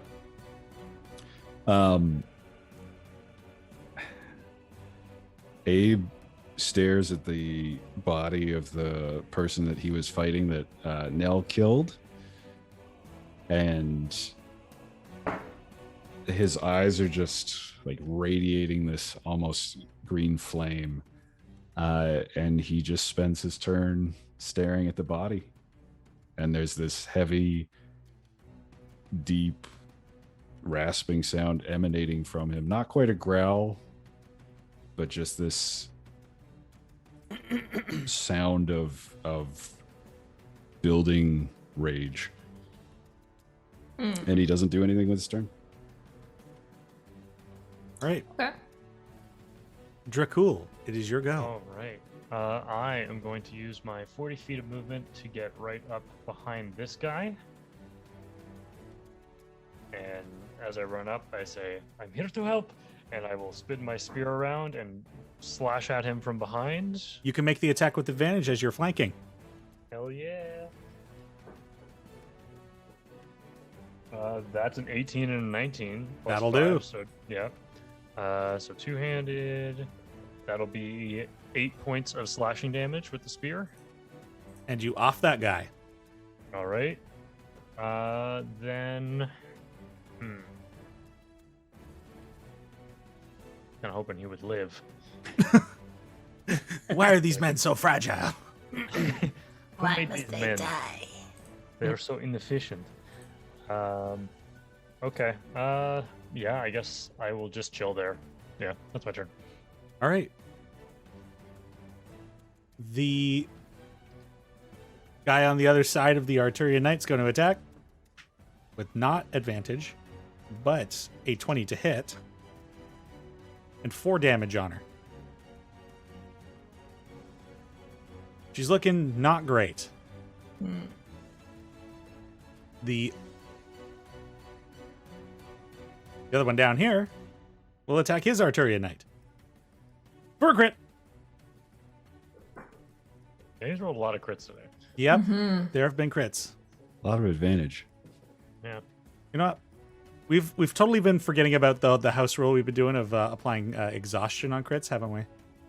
Or did I thought we weren't remove doing that one? anymore. Oh, right. we did. It's No, falling we to got rid of 0 that that we one. did. Yeah, Yeah. that's right. Yeah. That's what we're doing. Got it. Got, I was like- really nervous. I was like, no holy wonder I've been shit, forgetting is that about what we're it. doing? like, what? Oh, frig. Yeah. That's why we got rid of it. So 15 damage on this Arturian Knight down here. And the workers have run away. The Arturian Knight there is going to retaliate with a hit. I've rolled the hit. Who would like to roll the damage? I'll do it. All right, go ahead and roll 2d6 plus 3, Ryan. 9 total. How do you feel about bop? I feel pretty good about. Pretty good about. You know what I'm saying? Gosh. The cheese! Oh, frig. Who would like to roll the other Arturian Knight? Add 5 to the d20 roll. Sure. I won't steal the roll from you this time. Is. Nope, go it. Do it. Okay. 21. Hey, 21. That will hit. 2d6 plus 3. For 10 damage. As she just whips around and almost offs that guy in a single strike. And Toothy McGrowlface back here is still alive, so it's his turn now. And is going to attack Abe. He does not have advantage. He does not. He does because you're blind. I can see him now because he's in my melee range. But I you don't are see in his an area token, of yes. total darkness, or in darkness that you can't see, so that gives you the blind condition. He is, however, has dark vision. Oh, okay. Yep. Surprise. For a 21 to hit. Yep. Okay. For 5 slashing damage. Becomes 2. Yep. Second attack with the scimitar. For 18 to hit. Meets beats with Divine Shield. Yep. Another 5 slashing damage. Becomes 2. Sorry, And- Shield of Faith. Yep. And the dagger attack. For 16. That is a miss. All right. Your rage maintains. Gideon, we're back to you. I'm just moving. I used my action to dash so I can make it here. And I say, you're screwed now, pal. All right. That's it. Yep. Azaria. I can't attack. By the All way, right. you, just so you know, you can spend a turn as an action to tinker fix your gun. Oh, I can? Yes. Okay, I had a feeling you might have missed that. They didn't cover I that in the did. class. Would They you didn't cover that. would you like to have retroactively used an action to try the tinkerer's roll and this turn have the attack? Because I'm okay with doing that. Okay. All right, sure. All right, just put yourself do it. back to where you were, and so you just make a tinkerer's check. I believe we're gonna use intelligent. No, we'll use dexterity because you're actually physically doing the thing. We have the thing. So this would be your technically previous turn's action. Yes. Yeah. Okay. Tinkerer's tools. Oh, He crits. Nice. A crit. Okay. We're using all our crits on all the wrong things. The Yeah, dice yeah. have spoken. Yep. So your gun's fixed. My gun and is now, fixed. And now we're at now. Okay, so I used a grit point and failed miserably. Does that still count as being used? I don't know how that works. I believe. so. Yes, because know. that was Yeah. before your gun was broken. Right. Okay. Sorry. I thought it was like smites. It is not. All right. I'm just shooting them normally then. Hui. There you go. This is an 18 on the dice. 5 damage. Nice. All right. How would you like to off that man? So whilst moving towards them, I guess I didn't draw my scimitars. No. I was instead on the move and like trying to fix my damn gun. And In an alternate timeline. he very quickly flips it and shoots him in the head as he runs towards this Arturian Knight. Is this the one that he picked a fight with earlier? Yeah. Yes, Yeah. that is the one. Yep. Yeah. And he says, you really ought to be careful what you wish for after he domes the guy. Yeah, and she's looking worse for wear.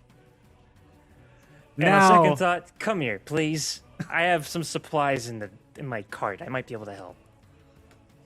And Azaria, we're back at you. So if I attack something that would be in dim light for me, even with the dark vision, it's disadvantage? So what it is bright light's normal. This is all assuming no dark vision. Bright light's normal, dim light's disadvantage, darkness is blind. But because you have dark vision, dim light is normal, and darkness is disadvantage. Yeah. I can see one of these things here, but I assume that is from my dark vision. Would be Can dim you now, ping but which from one you're of these talking about? things? crap. Yeah. This one up here. Oh yes, the ones hiding at the bottom there. Let's see. They look darker than everyone else, so Yeah, they're going to be in I your assume disadvantage range. Well, Wait, is so your dark vision 60? Yeah. Yeah, they'll be disadvantage. I'll still use the precise shot to just normalize that, but just going from where I saw that arrow come, trying to fire one back up at them. All right, Nope. Absolutely not. with a 7. Nope. Anything else on your That is, turn? Nope. All right. Okay, it's the guard's turn. However, there is only one left. Let's move them. 2, 3, 4, 5, 6. 1, 2, 3, 4, 5, 6 for the dash. Beat a boy. All right. And that man's dead. I don't know why you're still in the initiative order. Nell, you're up. You're muted. Yeah, sure. Of course. Definitely wasn't Googling a spell really quick. Cool. Yes, I shall. One of the guys at the bottom hit me before with an arrow, right? They hit you with a sacred flame. Oh yeah, but they did hit me. Yes. So I am going to move forward so I can see them. And I think because I just had that insane hit and I'm still feeling kind of like that arcane like energy flowing, what I do here, it just is instinctual. It's not like premeditated. I just feel like anger towards them. And so I like hold my sword to the side and I just like shoot arcane energy out of my hand and I cast Chaos Bolt at them. So At the magic user?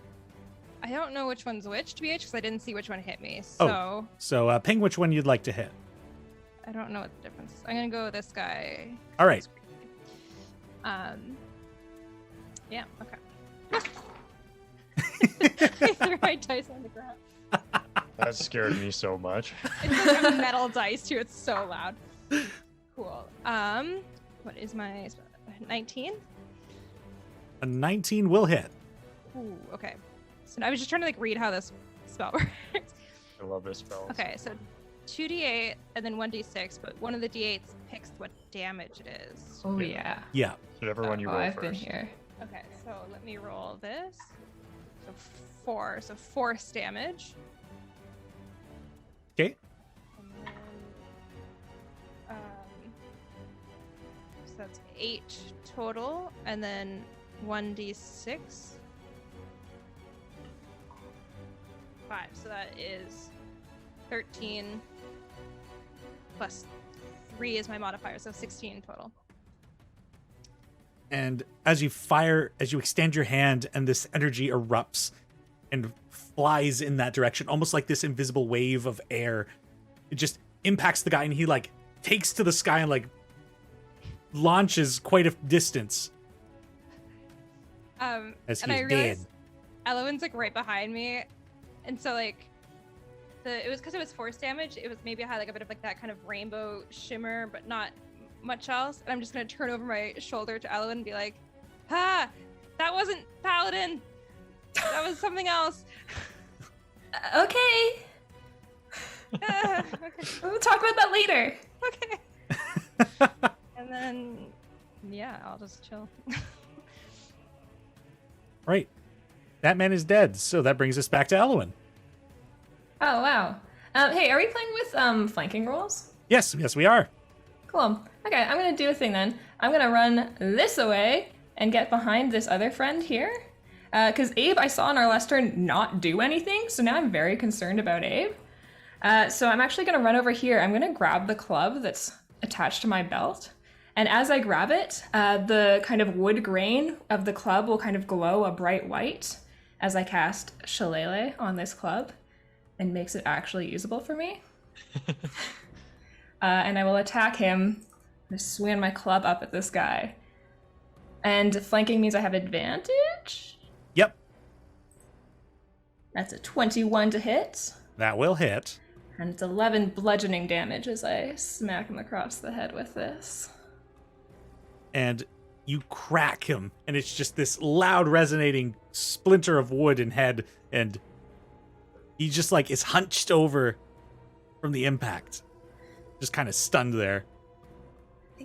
I'm also surprised.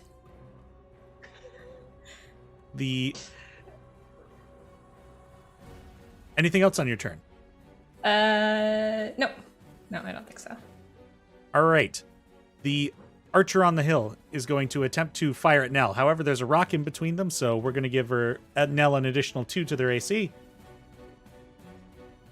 For a 15 to hit. Or, sorry, not a 15, 11. No. Whatever. And then they'll just fire again. Oh, for a 22 to hit. Would you believe? No. That's crazy. No, it does. All right. That's going to be 8 points of piercing damage. Ouch. Ow.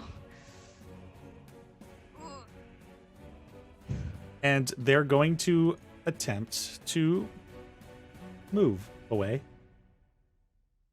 Okay, their speed is only 30. 1, 2, 3, 4, 5, CX. And that brings us to Abe. Blind fighting, -5 to hit and disadvantage. No, we'll just go with the disadvantage. Okay, so it's a normal attack with flanking. Yep. And I assume So- I can't get double advantage with reckless attack? That is correct. Double advantage does not exist. Awesome. But Basic you can attack. neutralize it. Yeah.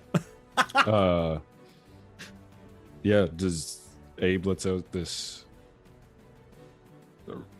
as loud as his, I don't know if Argon folk have vocal cords, voice can go, lets out this roar as he just swings in a huge arc behind him to try to hit this guy. 25. That'll do. Ooh. Oh, Whoop. damn.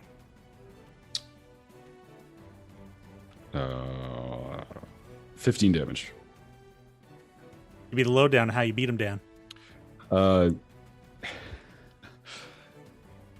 He does this wide arc behind him, and the axe just sort of cleaves through the guy's gut, like just sort of, and his intestines start to like come out a little bit through his armor, and then Abe just sort of throws the axe down, plunges his hands into the chest of this person, and just rips the body in half.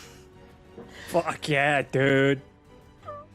And then- Awesome. Elowen, was that advantage worth it? I don't think so. I wish I didn't see that. There's a moment where he seems to look like he's about to grab into the body for something, and then looks at Elwyn, and then just sort of freezes for a moment. And that's the end of his turn. Okay. Walk. Probably good that Drac didn't see that. So. How by? Speaking of which, over on the other Sweet. side of the field, it is Drax's turn. Um, You know what? Drax. Yeah, go for it. Okay. Drax going to start running, and as he does, he takes a couple deep breaths as he starts to pick up a jog, and then suddenly bursts forward with incredible speed, like inhumane speed. I'm going to spend a key point to do Step of the Wind and move 80 feet right up to this person. And then spin my spear around and try to just jab him in the throat with the back end. Try to do some non-lethal damage. All right. That's going to be a 14 to hit. And that will hit. Okay, so 8. Not great. 5 points of non-lethal damage. 5 points. All right. That is not enough to take them down, but they are injured. That's my turn.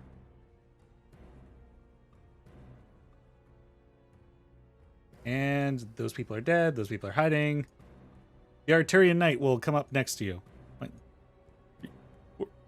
Wave. Who would like to roll their attack? I'll do it. Christy, oh. Okay, Christy, go for it. Add 5. 10. Hoorah! Yay. All right. They miss. That is the go. That man is dead. Gideon, you're up. Okay, so hearing that horrific roar come from Abe, Gideon's sort of head snaps over, and he instinctually draws a torch out of his backpack, snaps his finger at it with prestidigitation to light it, and charges towards Abe. He goes, "Abe, what are you doing over there?" Abe? 2, 3, 4, 5, 6. I'm sorry, Dragonborn. Don't mind me. He attacks you because he mines. Yeah. I'm kidding. Let's give you the power. Yes. And by proxy, I can see over there now. Yay! After Gideon is Azaria. All right. 10, 15, 20, 25, 30. And I'll bonus action to dash. 5, 10, 15, 20, 25, 30. Go over there and pull out another arrow from my bow. Firing. 24! That'll hit, even with the half cover. 8 piercing damage. 8. That is a hit, and that is some damage. They are still up. And that is my turn. For the sake of brevity, they've got like very minimal hit points left. So we'll say someone is able to knock them unconscious. And at that point, the field falls silent. And whatever had been blocking out the sky begins to pass over and almost fade away. Kind of like this, as if it had been paper and is lit with fire. It just kind of burns up from the middle and moves out.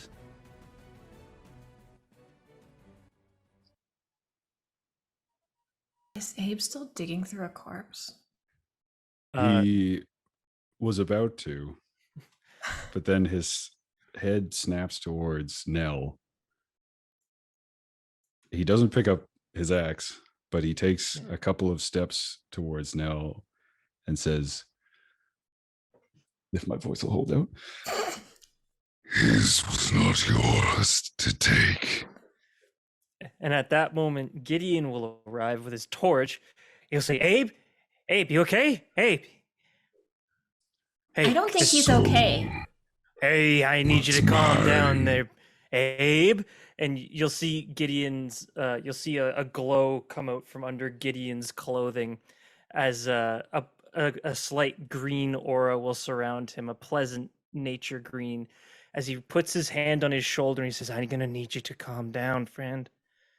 And I'm casting calm emotions, sort of instinctually, just happening. He just doesn't know he's doing this. That's a so a charisma saving throw. Yeah. 15, I think. Ooh, you might beat it. What the hell? 14. Ooh. What does this ability use? Ooh.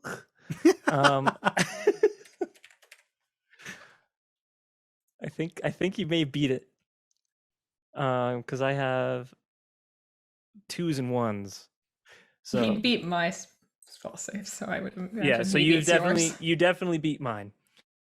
And by the way, everybody else who's feeling pretty upset about themselves within 20 feet of me, roll the same save if you want. Unless you want to be calmed down, in which case you just calm down. The lizard folk is chill. I mean, the dragonborn. I used the lizard folk token.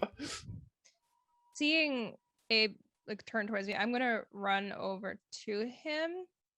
I'm gonna put my hands on either side of his head and cast lay on hands for 5 hit points and be like, Abe, it's done. Come back now. Sorry, for 5? For 5, yeah.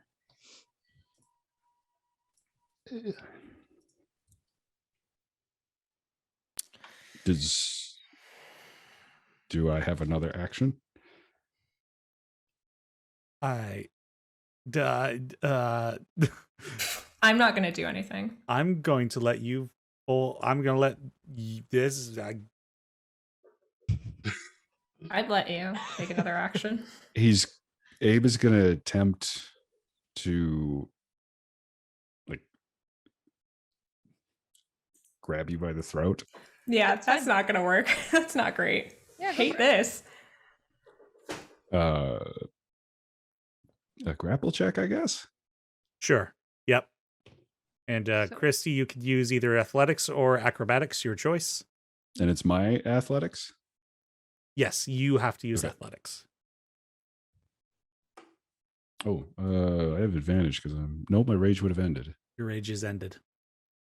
Okay, then actually, as his hand covered in the gore of that dead person begins to reach out at you, his whole body, as though the strings of a marionette were cut, he just falls limp on the ground.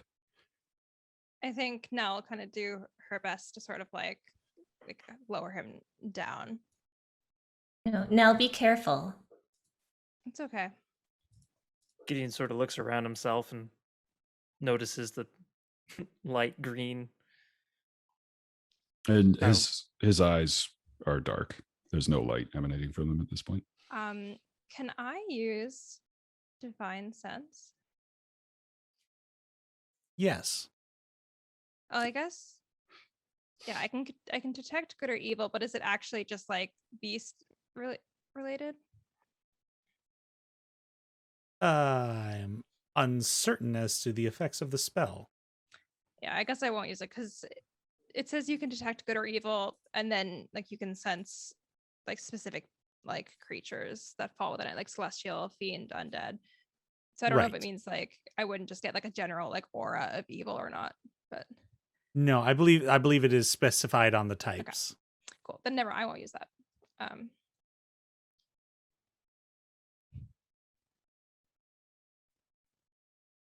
Hearing the commotion, I'll eventually make my way over and be like, is everyone here okay? I don't know. Oh, Abe is on the ground limp.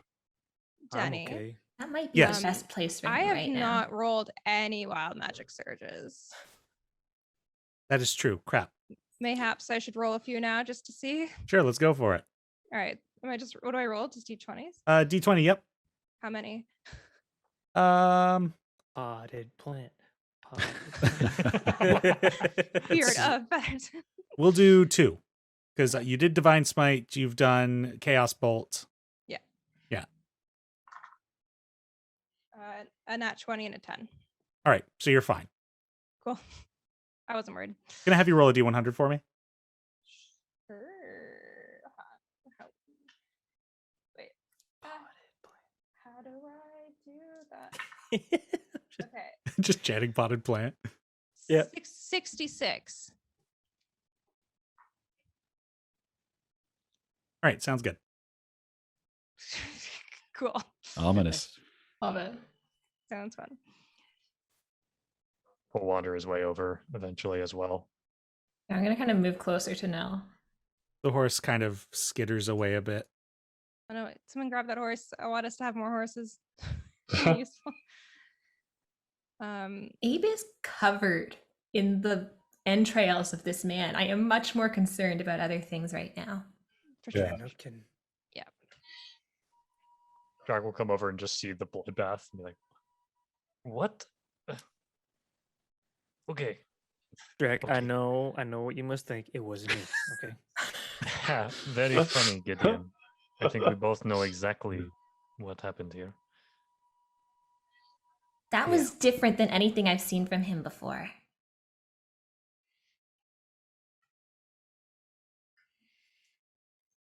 There is something very dark within him.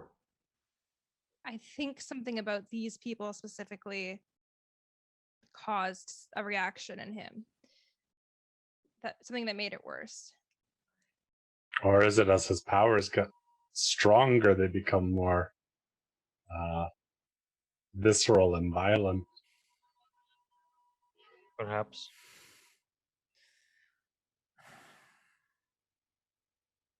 What'd you do, Abe? I don't think he did anything. I think this is just his state of being sometimes. And with that, that's where we'll end tonight's session. Yikes. Wow. Savage. Everyone have Why? inspiration. Ooh. I gotta use it. Gotta remember, man. Yeah, Gotta I need to remember. use it too. I did. I actually three. got one. Keep sitting on it. Yeah. Wow. What a crazy development. Ooh. Yikes. As if I don't know what's happening. I mean, Yeah, I was like, hey, You and I know Yeah, what's going on. it's like Christy, make a note of 66 for the next session. gladly. It's probably nothing though, right? Fine. Probably all good. Probably. Okay. Wow. I'm just so blown away. You guys, this is so cool. I'm just like, I don't know. I just don't know. Thank you everybody for, I better head on over to the overlay with the chat here. Wow. Just wow. Mhm. I'm so proud of you guys. This is crazy. I'm so glad we got to do some crazy combat. And I have learned things. Oh, Learning is good. what I've learned is the capabilities of my computer. It's important. That was a big fight. There's a lot Oh, going It's a on. big Yeah. fight, yeah. Denny, Good job can I managing. say it was super fucking fun? It was very cool. Yeah, that was really cool. mhm. Yeah, that was awesome. Thank you I'm- for letting me know that I could fix my gun. Yes. Like if it's something you should know, I've got no problem figuring it out. Thank you. We got to But use our cool abilities and stuff. It was so fun. Mm-hmm. yeah.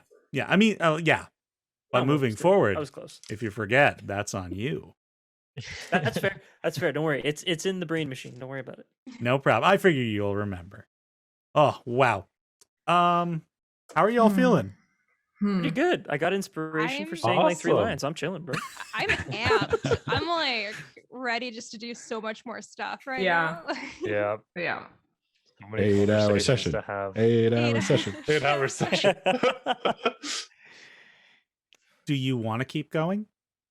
No, this does feel This is probably the a good correct. Feel like to Good stop. cliff. Cowards. Probably I want a to keep good going. spot. Hey, I I'll would I do mean, like it. to- yes, I do. I'm gonna go. But What's that quote from Futurama? It's like the spirit is willing, but the flesh is weak. Yeah. Oh, well, thank you all so much. That was such an interesting session. What a roller coaster.